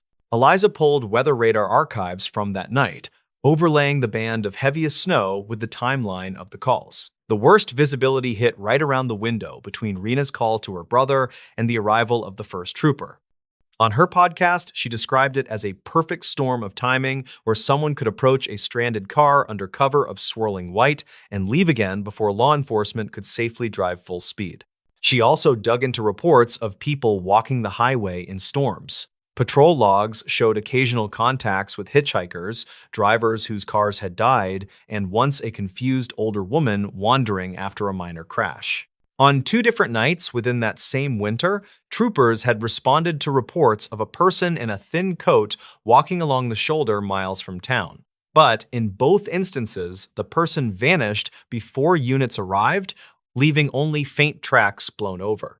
Whether those were unrelated incidents or part of a pattern, no one could say. People living on the fringe sometimes walk dangerous roads because they have no other option. A thin coat on a freezing highway might indicate poverty, mental illness, or simple bad planning, not mystery. One theory that Eliza highlighted came from a retired trooper who had worked that district years earlier. He believed Rena might have been the victim of an opportunistic crime, someone who used storms to approach stranded drivers under a friendly guise. He pointed to separate cases where robbers targeted cars at rural gas stations during outages, counting on chaos to cover their movements. In his version, the stranger in the wrong coat knocks, offers help, maybe claims to have a nearby house, then pressures the scared driver into leaving the car. Once they are on foot in the whiteout, away from the safety of hazard lights and recorded calls, anything can happen. A struggle just beyond the plow bank could go unheard. A forced march towards some unseen vehicle off an access road could leave only scattered tracks. The more ordinary possibility is simpler and no less tragic. Rena might have panicked when the stranger banged on the door, then decided on her own to leave the car, thinking she could walk to a visible light or structure. The second set of prints could belong to that same stranger, trying to help or simply passing by. Somewhere in that churned patch near the median, the combination of fear, cold, and confusion might have pulled her off in a direction searchers did not later cover thoroughly. Without a body, without a confession, without clear video, no single explanation satisfies everyone. Families tend to cling to the version that offers the most sense, not necessarily the most comfort. For Rena's parents, the idea of a random predator is unbearable. Yet so is the thought of their careful daughter walking away alone into the kind of storm she had grown up respecting. The call itself remains the center of the story. A young woman in a car, surrounded by snow, trusting a calm voice in a warm building miles away. A stranger's headlights appearing suddenly in her mirror, footsteps crunching closer, a complaint about a coat that did not make sense for the conditions, then two sharp bangs and empty air. In the years since, dispatcher training in that county uses Rena's case as a reminder that even clear instructions cannot control what happens outside the line. They emphasize keeping callers on as long as possible, probing for small details, coaxing out bits of description that might matter later. They teach new hires to carry these voices carefully, knowing some will never get closure. The highway still runs through those fields, now with slightly taller guardrails and brighter reflective markers along the curve. On winter nights, plow drivers sometimes glance at the spot where Rena's car once sat, watching their own headlight beams bounce off the high snowbanks. Every so often, someone leaving a flower or small cross appears in the frozen ditch, a quiet marker drivers notice only in warmer months. Officially, the file remains open, classified as a missing person case with suspicious circumstances. Off the books. Among the people who heard her last words live or replayed them in dark rooms afterward, it sits in a different category. It is the story they think about when storms roll in and phones ring with scared voices describing spinning headlights and vanishing lines on the road.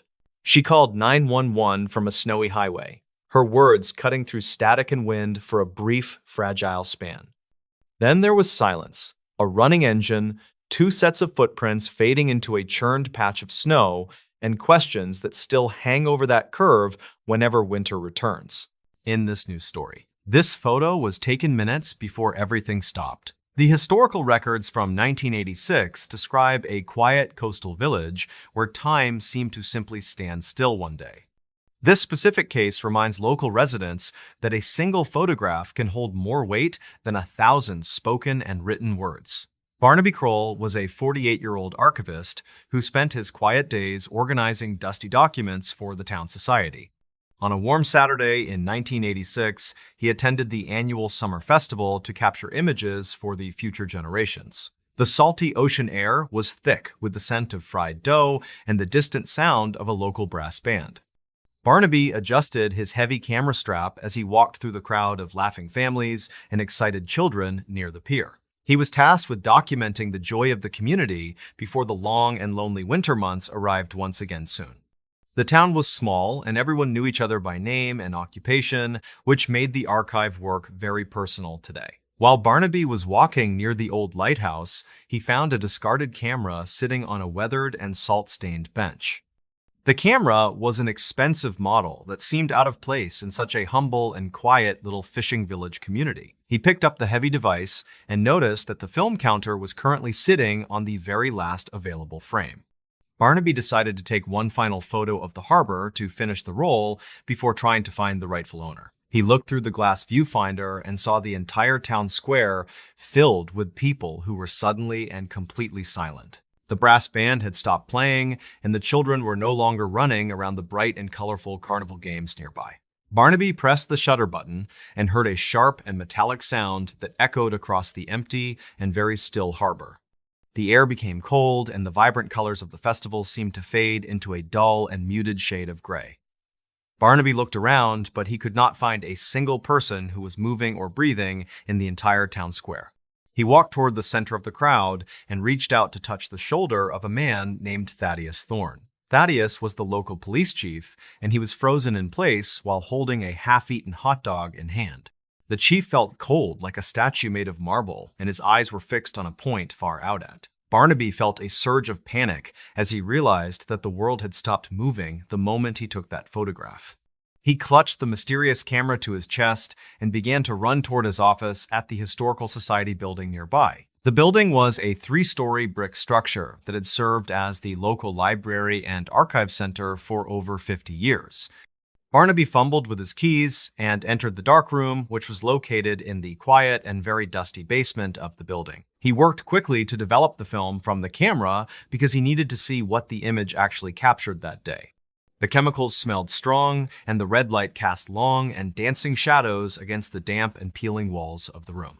As the final image began to appear on the paper, Barnaby saw something that defied every law of physics and logic. The photo did not show the people of 1986, but instead showed a town that was completely and utterly. The buildings were all crumbled, and the harbor was filled with the rusted remains of ships that had long ago sunk. Barnaby grabbed his magnifying glass and leaned closer to the photograph to examine the details of the ruined and abandoned town square.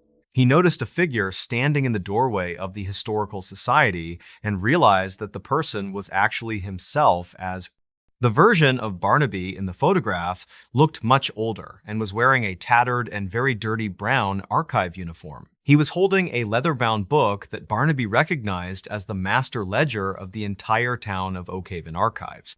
This ledger contained the names of every person who had lived in the village since its founding in 1842. Barnaby realized that the camera was not taking pictures of the present, but was capturing glimpses of a dark future. He needed to find the ledger to see if there was any mention of a day when everything simply stopped moving. He ran upstairs to the main archive room and began to search through the heavy wooden shelves for the master ledger book. The room was silent, and the dust motes danced in the shafts of sunlight that were frozen on the floorboards today. Barnaby found the book tucked behind a collection of old maritime maps, and he carried it to his large oak desk. He flipped through the yellowed pages until he reached the entries for the month of August in 1986. The handwriting was his own, and it described the preparations for the summer festival in great and very meticulous detail indeed. He reached the page for today and saw that the ink ended abruptly in the middle of a single unfinished. The final words on the page said that the archives would be closed because something was coming from the deep ocean. According to witness statements collected by the state authorities later, the town had been experiencing strange and unusual seismic activity recently. The local fishermen reported that the water in the harbor had turned a dark shade of violet just before the festival began. Barnaby remembered hearing a low and constant hum that seemed to vibrate through the very soles of his heavy leather boots. He looked out the window and saw that the ocean had completely vanished from the horizon in a single silent moment. The seabed was exposed and covered in strange and glowing plants that pulsed with a rhythmic and very hypnotic blue light. He realized that the photograph he took had captured the exact second that the town was pulled into another reality. The camera was a tether that connected his world to the one he saw in the grainy black and white. Barnaby went back to the darkroom and grabbed the camera to see if he could reverse the process by taking another. He stepped back out into the town square and faced the frozen crowd of his friends and his many long neighbors. He saw Marigold Vance, who was a 70-year-old florist, standing near her colorful booth of lilies and red roses. Her hand was outstretched, as if she was about to offer a flower to a small and very excited young girl. Barnaby aimed the camera at the center of the town clock and waited for the second hand to move again. The air was so still that he could hear the sound of his own heart beating against his ribcage. He pressed the button, but this time there was no sound and the shutter did not move at all today. Archived calls from the neighboring town of Eastport mentioned that the entire village of Oakhaven had disappeared in a thick mist. The dispatch logs recorded that the mist was so dense that it blocked out all radio signals and every telephone line. State police reportedly arrived at the edge of the town limits and found only a large and empty forest of pines. There were no roads and no buildings, and the harbor was nothing more than a jagged and very rocky cliffside. Barnaby was the only person left inside the pocket of time that had been created by the mysterious old camera. He spent the next few hours walking through the silent streets and trying to wake the people from their deep sleep. He felt like a ghost who was wandering through a museum of his own life and his many personal memories. He returned to the Historical Society and sat on the floor with the master ledger and the final developed photograph in hand. Barnaby began to write a detailed account of everything that had happened since he found the camera on the park bench. He wanted to leave a record for anyone who might find the town if it ever returned to the normal world. He described the light from the ocean and the way the town square felt like it was trapped inside of glass. He wrote about Thaddeus Thorne and Marigold Vance and the way the festival had been full of such great hope. His hand was shaking, but he continued to fill the pages with the history of a town that no longer... Barnaby realized that his role as an archivist was more important now than it had ever been in his life. As the sun began to set on the frozen day, Barnaby noticed a small change in the light coming from the Rossbin. The violet water was slowly flowing back into the harbor, and the hum from the ground was becoming much louder now. He ran back to the town square and saw that the second hand on the clock was finally starting to tick. The people began to move, and the sound of the brass band suddenly filled the air with a loud and triumphant. Thaddeus Thorne finished his hot dog, and Marigold Vance handed the flower to the young girl who was waiting so. Barnaby looked at the camera in his hand and saw that it was now just a piece of rusted metal. The lens was cracked, and the film was gone, as if it had never existed in the first place He walked over to the trash can and dropped the broken camera inside before turning to walk back to the society. No one noticed that the world had stopped for hours, and no one remembered the violet water or the glowing plants. Barnaby was the only one who carried the memory of the silence and the sight of the ruined future town. He went back to his desk and looked at the master ledger, which was now filled with his frantic handwriting. He decided to keep the book hidden in the vault so that the people of Oakhaven could live in peace. He knew that some things were better left as secrets that were buried deep within the dusty archives of history. The summer festival continued into the night, and the town was filled with the light of many bright paper lanterns. Barnaby Kroll lived for many more years, and he never spoke a single word about the day that time stood still. He continued to document the lives of the people in the village with a sense of reverence and great care. Every time he saw a camera, he felt a small chill in his heart, but he never took another photo.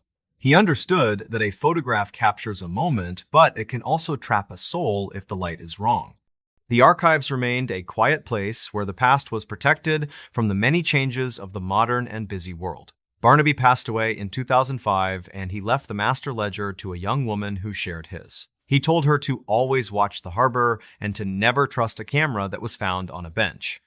Final footage from a local news crew captured the last moments of the festival before the storm arrived late that evening. The video showed the town of Oakhaven looking perfectly normal and full of life under the dark and cloudy summer. There was no sign of the silence or the ruined town square that Barnaby had seen in the mysterious photograph. The residents still talk about the year 1986 as one of the best summers they had ever experienced. They remember the music and the food and the way the community came together to celebrate their shared history, but in the back of the archive vault, there is a book that tells a very different and terrifying story. It is a record of a few minutes where everything stopped and the world revealed its dark and true face. To this day, the town of Oakhaven remains a peaceful place, but the lighthouse still casts a long shadow over beach. Visitors often say that they feel a strange sense of calmness when they walk through the quiet and narrow village. They do not know that they are walking through a place that once ceased to exist in the normal flow. The mystery of the photograph is a part of the land now, and it will likely stay there forever, and Barnaby Kroll was a man who saw the truth, and he chose to protect his town by staying silent, and silence is a gift that we often take for granted until we are forced to live inside of it alone. The town continues to thrive, and the archives are still there waiting for the next story to be written soon. In this new story, never pull over at this highway turnout after dark. Highway turnouts are designed to be safe havens for tired drivers, but some locations harbor a very different purpose. This specific story from the mountain passes of Montana in 2009 serves as a warning for all travelers. Callum Rhodes was a 50-year-old truck driver who preferred the quiet solitude of the long midnight haul. He was hauling a massive load of industrial equipment through the winding roads of the Bitterroot National Forest that night. The air was freezing, and a light dusting of snow began to coat the dark asphalt of the mountain highway. Callum noticed the temperature gauge on his dashboard was climbing into the red zone as he crested a steep ridge. He knew he needed to find a place to stop before the engine suffered permanent damage from the extreme heat. He saw a small wooden sign for a rest area that he had never noticed in his 20 years driving. The turnout was paved with jagged black gravel and was hidden behind a thick screen of old-growth pine trees. Callum slowly maneuvered his massive truck into the narrow space and turned off the ignition to let the engine cool. The sudden silence that followed was heavy, and it felt as if the entire mountain was holding its collective breath. He stepped out of the cab and felt the freezing wind bite through his heavy canvas jacket and denim jeans. The only sound was the rhythmic ticking of the cooling metal and the distant hoot of a lone mountain owl. Callum walked toward the front of his truck and noticed a silver sedan parked at the far end of turnout. The driver's side door was standing wide open, and the interior lights were casting a dim glow on the gravel. He felt a sense of unease as he realized the engine of the sedan was still running in the darkness. Callum shouted a greeting to see if the driver needed any help with a flat tire or a mechanical issue. No one answered his call, and the only response was the steady hum of the small car engine idling nearby. He approached the silver sedan with caution while he held his heavy industrial flashlight tightly in his large, calloused hand. The interior of the car was empty, but a cell phone was lying on the floor mat near the pedals. He noticed that the phone was currently recording a voice memo even though there was no one inside the vehicle. Callum reached into the car and picked up the phone to see if he could find any identifying owner information. The voice memo had been running for over 30 minutes, and the waveform on the screen was mostly flat. He pressed the stop button and played the recording back from the beginning to understand what had happened at turnout. The recording began with the sound of a woman named Isolde Vane talking to herself about a strange road map. She mentioned that the road seemed to be changing and the trees were moving closer to the edge of pavement.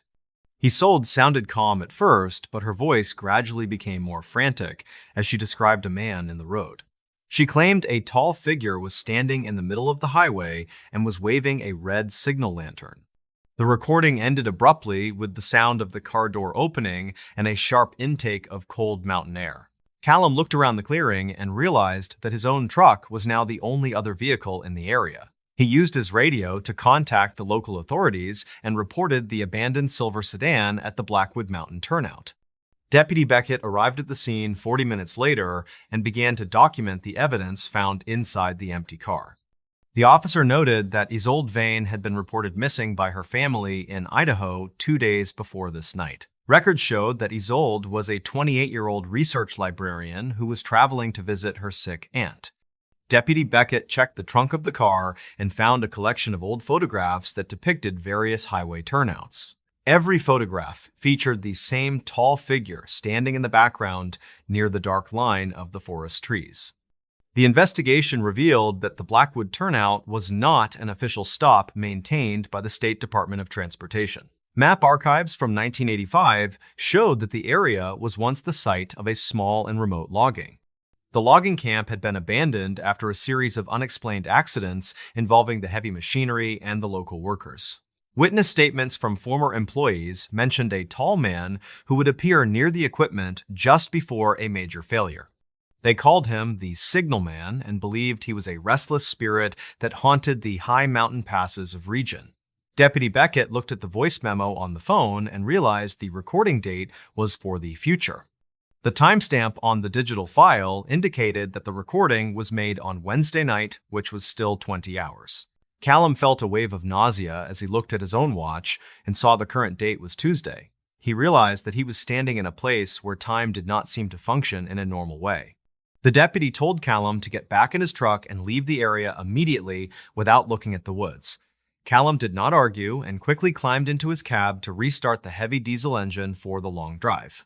He did not look in his rearview mirror as he pulled back onto the main highway and headed for town. The temperature gauge on his dashboard had returned to normal, as if the mechanical issue had never actually existed there. He reached the next truck stop and sat in the bright light of the diner for several long hours. The police conducted a full search of the Blackwood turnout the following morning, but they found absolutely nothing in clearing. The silver sedan was gone, and there were no tire tracks in the gravel besides the ones from Callum's truck. Deputy Beckett checked the official logs and found no record of the radio call that Callum had placed that night. The officer had no memory of meeting the truck driver or investigating an abandoned car in the cold mountain woods. Callum tried to find the voice memo on his own phone, but the device showed no history of any. He realized that the turnout had disappeared back into the shadows of the mountain as if it were a ghost. He never saw Isolde Vane again, and her case remains one of the greatest mysteries in the history of. Local legends say that the signalman still waits at the phantom turnout for drivers who are tired and very lost. He uses the red lantern to lure them away from the safety of the main road and into the trees. If you see a sign for a rest area that is not on your map, you should keep driving fast. The mountains of Montana hold on to their secrets, and some places are better left unvisited by the living people today. Callum Rhodes retired from truck driving shortly after that night and moved to a flat coastal town in Florida. He still dreams of the sound of the idling engine and the sight of the open silver car door. The silence of the mountain is a memory that he can never truly escape, no matter how far he wants.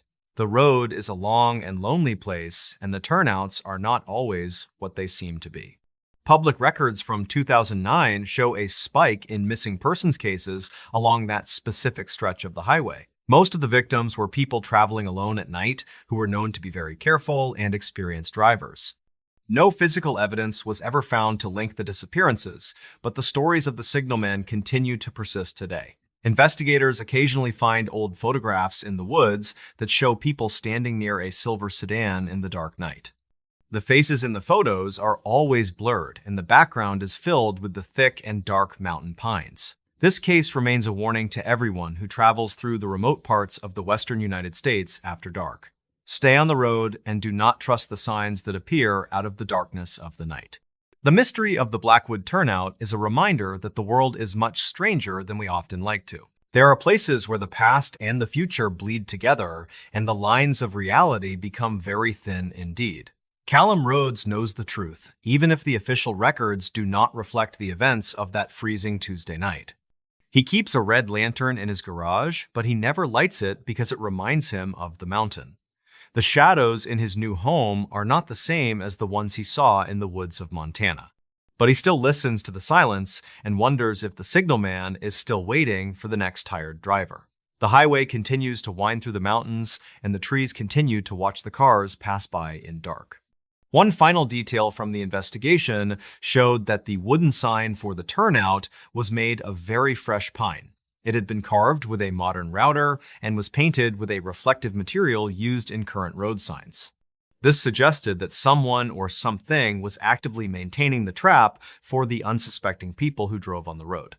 The logs from the logging camp were never recovered, and the site remains hidden under a layer of thick moss. Some say the signalman was a worker who was left behind when the camp was closed down in 19. He is simply trying to find a way back home by stopping the people who remind him of his past. Whatever the reason, the turnout remains a place of great danger for anyone who chooses to stop their vehicle. If you find yourself on Route 67 late at night, you must ignore the urge to pull over. Your engine might skip a beat and your lights might flicker, but you must keep your eyes on the road. The mountain will try to speak to you in the voice of the wind, and the shadows will move. Do not look for the silver sedan or the woman with the voice memo on her phone in the dark.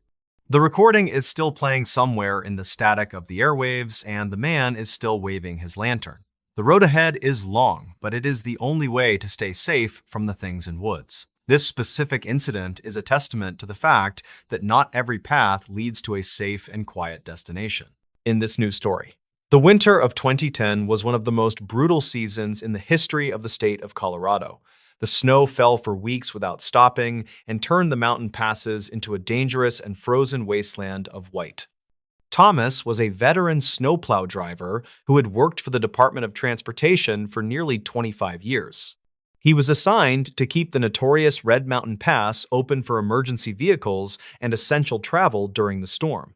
The pass was known as the Highway to Hell because it had no guardrails and sheer cliffs on the side.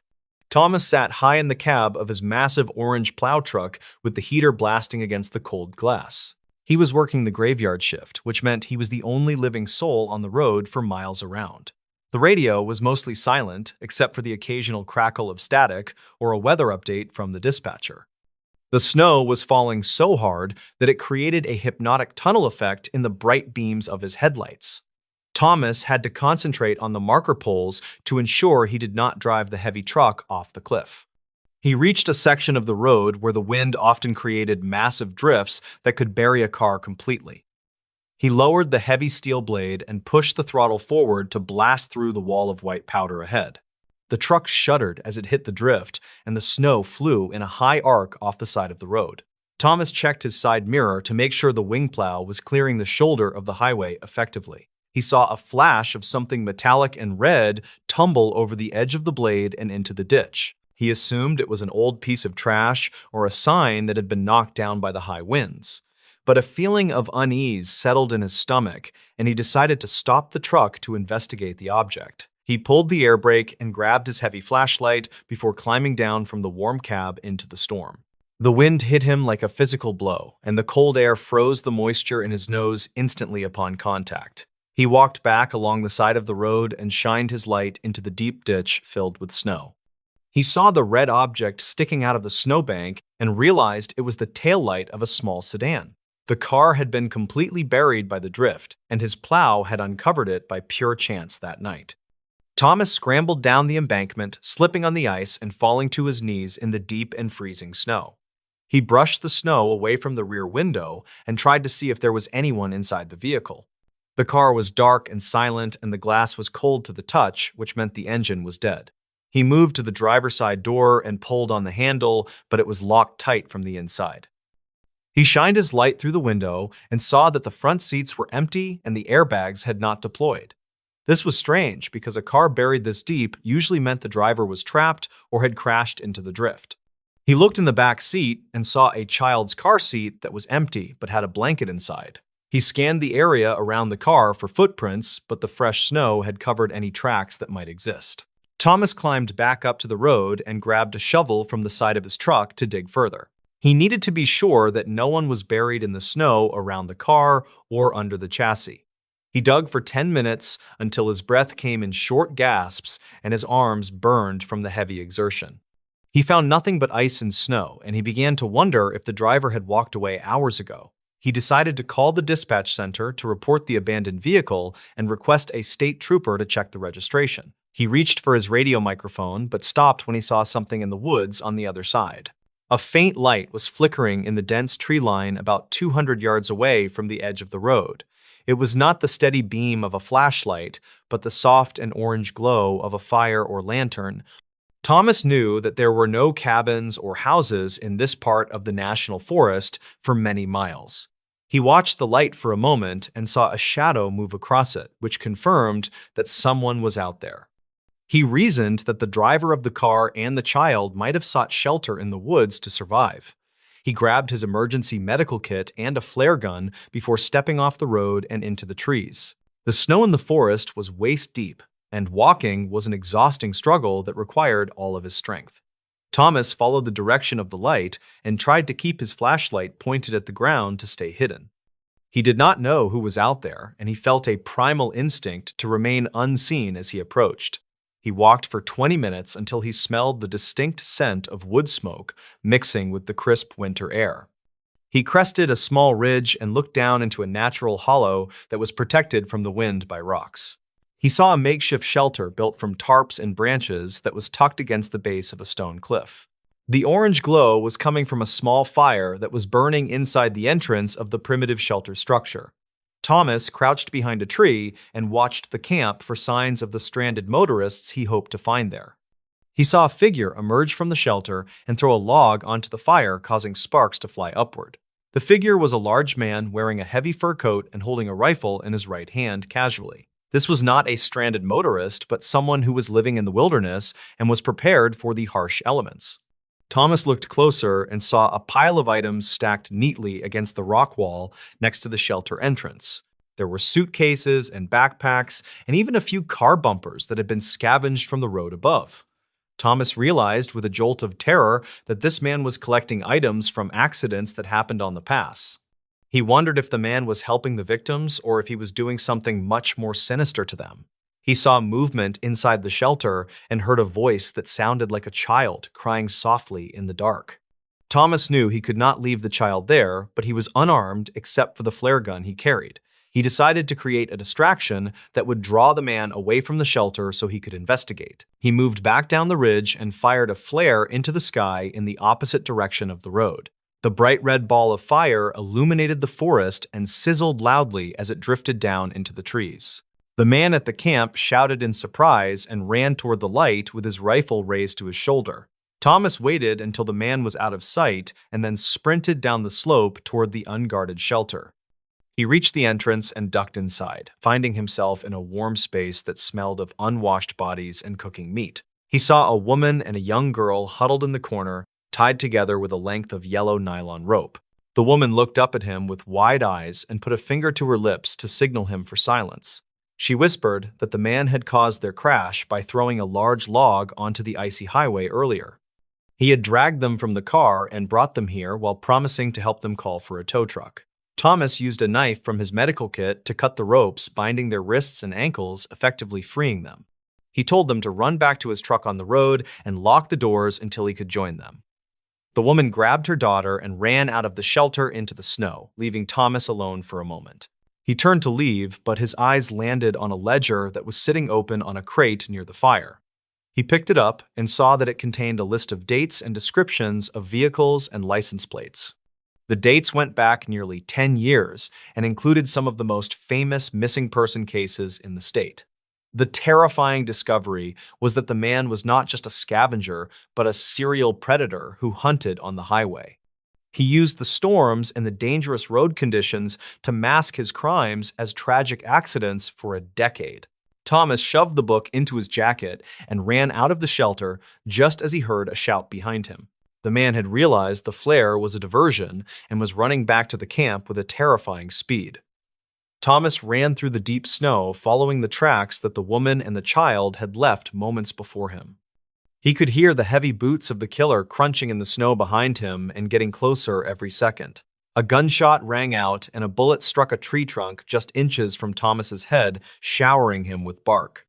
He did not look back, but pushed himself harder, feeling his heart pounding against his ribs like a hammer. He reached the edge of the road and saw the woman and child climbing into the cab of his truck. Thomas scrambled up the embankment and jumped onto the running board of the truck just as another shot was fired. The bullet shattered the side mirror of the truck and sent glass flying into the face of the terrified driver. He threw the door open and pulled himself inside, slamming it shut and locking it in one fluid motion. He threw the truck into gear and slammed his foot on the accelerator, causing the massive tires to spin. The truck lurched forward and gained traction on the sanded road, pulling away from the figure emerging from the woods. Thomas drove as fast as he dared on the icy road while calling the state police on the radio.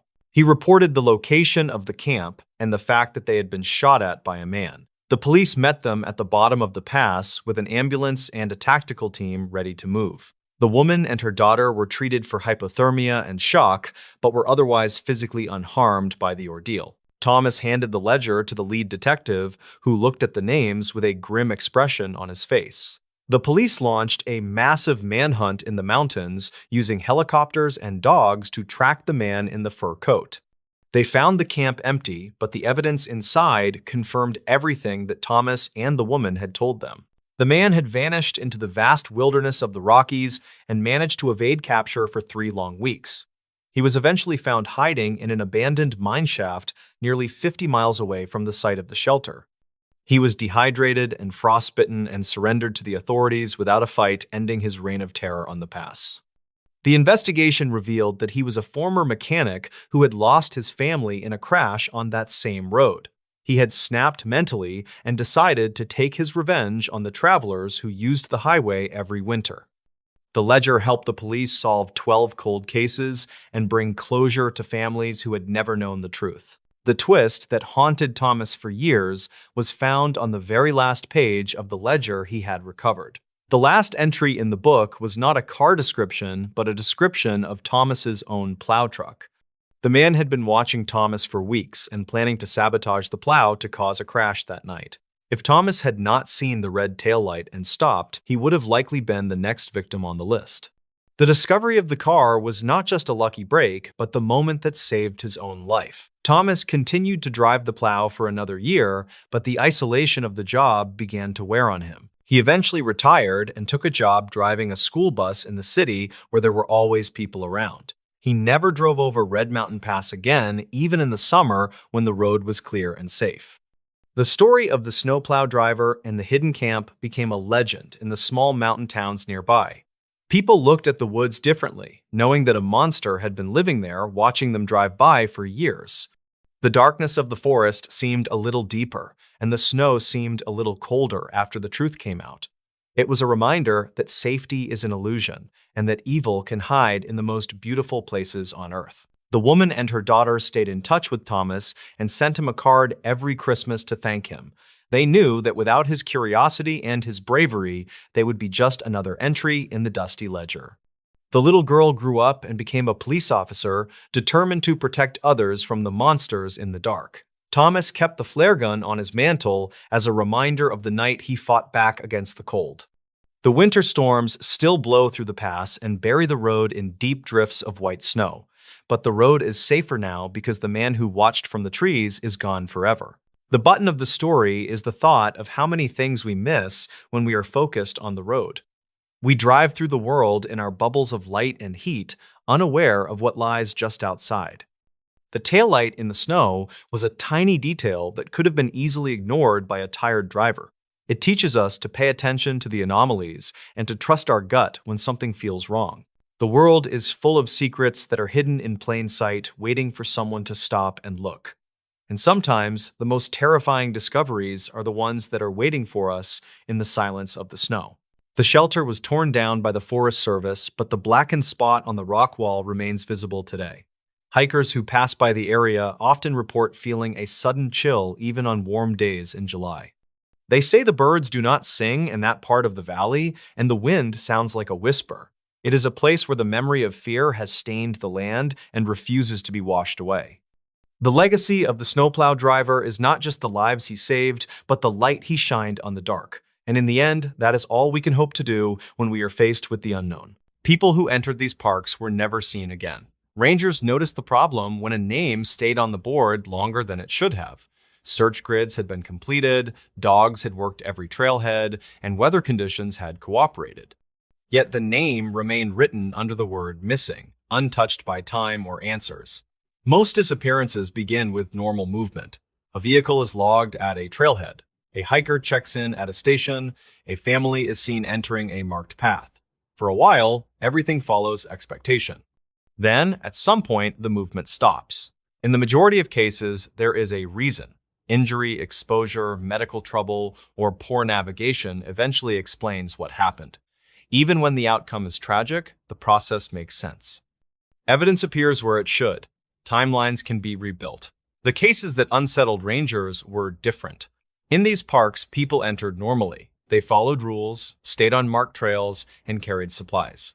Some were experienced outdoors, people who knew the terrain well. Others were first-time visitors doing everything right. None of that seemed to matter once the pattern began. Separation was often measured in seconds. Someone walked slightly ahead, someone lagged behind to tie a boot or take a photograph, someone stepped a short distance off trail to use the restroom. Witnesses later insisted the gap was too small for anything serious to happen.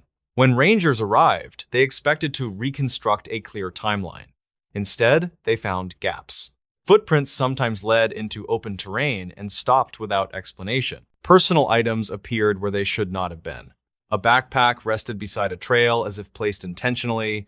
A jacket lay folded on a rock despite incoming weather. There were no signs of panic or struggle. Tracking dogs provided early warnings. In normal searches, scent weakens gradually or breaks near water or rock. In these cases, dogs tracked confidently until they reached a precise point and stopped. Handlers described confusion rather than fatigue. The trail did not fade. It ended. Search teams expanded outward. Helicopters flew grid patterns. Rangers checked drainages, ridgelines, and areas that made little sense. Days passed. Weather shifted. Evidence degraded. Still, nothing appeared. In some cases, nothing was ever found. Vehicles remained parked at trailheads long after storms passed. Campsites sat untouched with food still sealed. Tents stood upright with zippers closed and gear exactly where it had been left. It looked as if the person had stepped away briefly and planned to return moments later. They never did. Rangers documented every step carefully. Reports were written, reviewed, and filed. Official explanations focused on exposure, terrain complexity, or delayed discovery. These explanations were reasonable, but they did not always feel complete to the people who walked the ground. Certain parks began to stand out, not because they were more dangerous, but because similar disappearances repeated within them. Wide trails, stable weather, fast response times. Still no answers. Rangers remembered how normal everything felt at the beginning of each case. They remembered the confidence that the search would succeed. They also remembered the quiet shift when it became clear the land was not giving anything back. The parks themselves showed no sign of violence. No obvious hazards appeared where people vanished. Instead, there was silence, space, distance that swallowed sound and direction. Most days, none of this mattered. Millions of visitors entered these parks and left safely. Trails reopened, signs were replaced, new names filled the logbooks. But on rare days, someone entered and was never seen again. There was no single explanation and no warning map that marked where it might happen next. Only repetition, spread thinly enough to avoid attention, but consistent enough to change how experienced rangers listened to the land. Disappearance in these parks was rarely dramatic. There were no screams, no witnesses, no sudden chaos. There was only a final step forward, a moment of normal movement, and then nothing at all. The trail continued. The forest closed in, the park remained open. And the person who entered was gone. As searches stretched from hours into days, rangers began to notice how consistently these cases resisted normal logic. The terrain did not match the outcome, the conditions did not justify the absence of evidence. And yet, the result was always the same. The person was gone, and the land offered nothing in return. Certain locations appeared again and again across unrelated cases. Boulder fields where sound seemed to collapse inward. Talus slopes that shifted underfoot and absorbed noise. Dense patches of brush where visibility vanished in seconds even under clear skies. Creek systems that disappeared underground and re-emerged far from where anyone expected. None of these places were hidden or forbidden. Visitors crossed them safely every day. What unsettled rangers was how often vanishings clustered near them without warning. Timing became another quiet pattern. Many disappearances occurred during transitions. Late afternoon slipping toward evening, clear weather giving way to sudden fog. Calm mornings interrupted by storms that isolated one person while sparing groups only a short distance away. Rangers described it as the moment when the park changed character without announcing it. During these searches, technology began to behave inconsistently. Radios lost signal only in narrow zones. Global positioning devices drifted just enough to matter. Batteries drained faster than expected. These problems resolved immediately once teams moved away from specific areas. Terrain interference explained some of it. Rangers accepted that explanation. What they could not ignore was repetition. Sound became unreliable as well. Voices echoed from directions that made no sense. Shouts vanished entirely. Searchers reported hearing movement in brush that never produced animals or people. When teams stopped, the sound stopped. When they moved again, it resumed at the same distance. None of this went into official reports. Some of the most unsettling moments came not from loss, but from recovery. In rare cases, missing individuals were found alive days later. These recoveries should have brought relief. Instead, they raised new questions. Survivors were sometimes calmer than expected, with minimal signs of dehydration or exposure. They struggled to explain where they had been. Some repeated phrases that did not align with time passed. Others described hiding from weather that never came, or following sounds they could not describe clearly. Medical explanations focused on stress responses, memory disruption, or the effects of cold. Rangers accepted those explanations publicly. Privately, they noticed how often survivors were found uphill, beyond logical routes, in places already searched.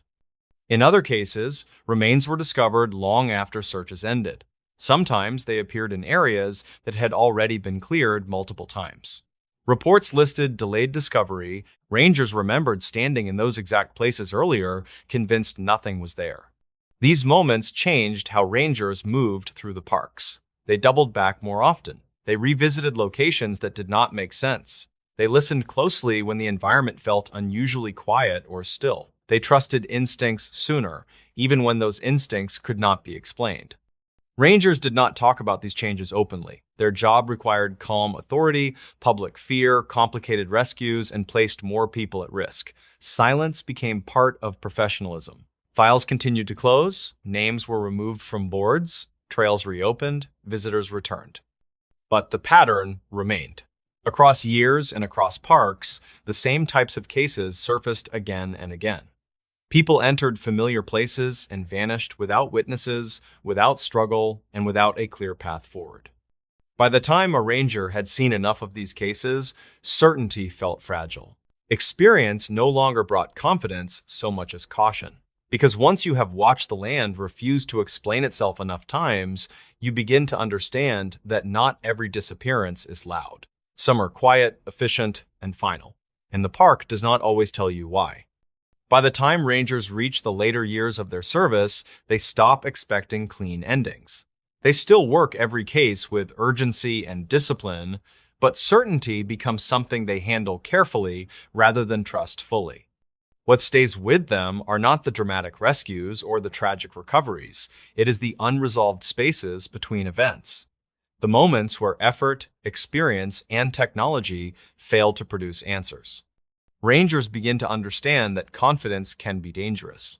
Familiar trails encourage assumptions. Repeated success breeds the belief that the land will behave the same way every time. The cases that haunt them are the ones that punish that belief quietly. They think about how often the missing were doing ordinary things, walking established paths, checking maps, following rules that work almost every other day. Nothing reckless, nothing dramatic, just normal movement that ended. Over time, rangers adjust their behavior in subtle ways. They linger longer in places that feel wrong without being obviously dangerous. They pay attention to moments when sound drops or when the environment feels unusually still. They watch how weather changes not just quickly, but selectively. They also become more careful with promises. When families ask how someone could disappear so completely, rangers choose their words with precision. They speak about vast terrain and rapid environmental shifts. They explain how evidence can be missed even by trained teams. They offer honesty without speculation. What they do not say is that sometimes the land does not return what it takes. After retirement, a few rangers finally speak more openly. Not in dramatic declarations, but in long conversations meant to preserve experience rather than provoke fear. They avoid simple explanations in either direction. They do not say every disappearance is mysterious. Most are not. Accidents, exposure, and medical events explain the majority of cases, but not all. They speak instead about limits. Limits of tracking when scent behaves unpredictably. Limits of technology in complex terrain. Limits of human perception under stress. limits of how quickly people can recognize when conditions are changing in ways that matter. They admit that there are blind spots where these limits overlap. Places where sound bends, where distance deceives, where weather isolates one person while sparing another only a short distance away. Places where a few steps are enough to break every assumption about safety. The parks are not malicious. They are indifferent. They operate on scales of time, geology, and weather that do not align with human expectations.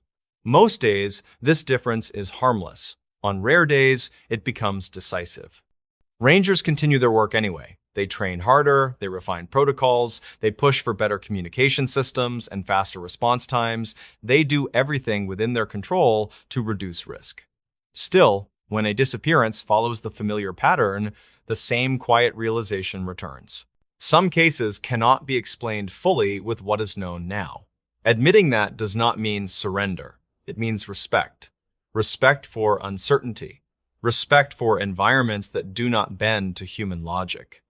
People who entered these parks were never seen again, not because they ignored warnings or courted danger, but because wilderness does not promise fairness. The trails remain open. The forests continue to grow. New visitors arrive every season, believing preparation guarantees safety. Rangers know better. Their unspoken message is simple and earned. Stay together. Do not rush decisions. Respect closures. Pay attention when the land feels different, even if you cannot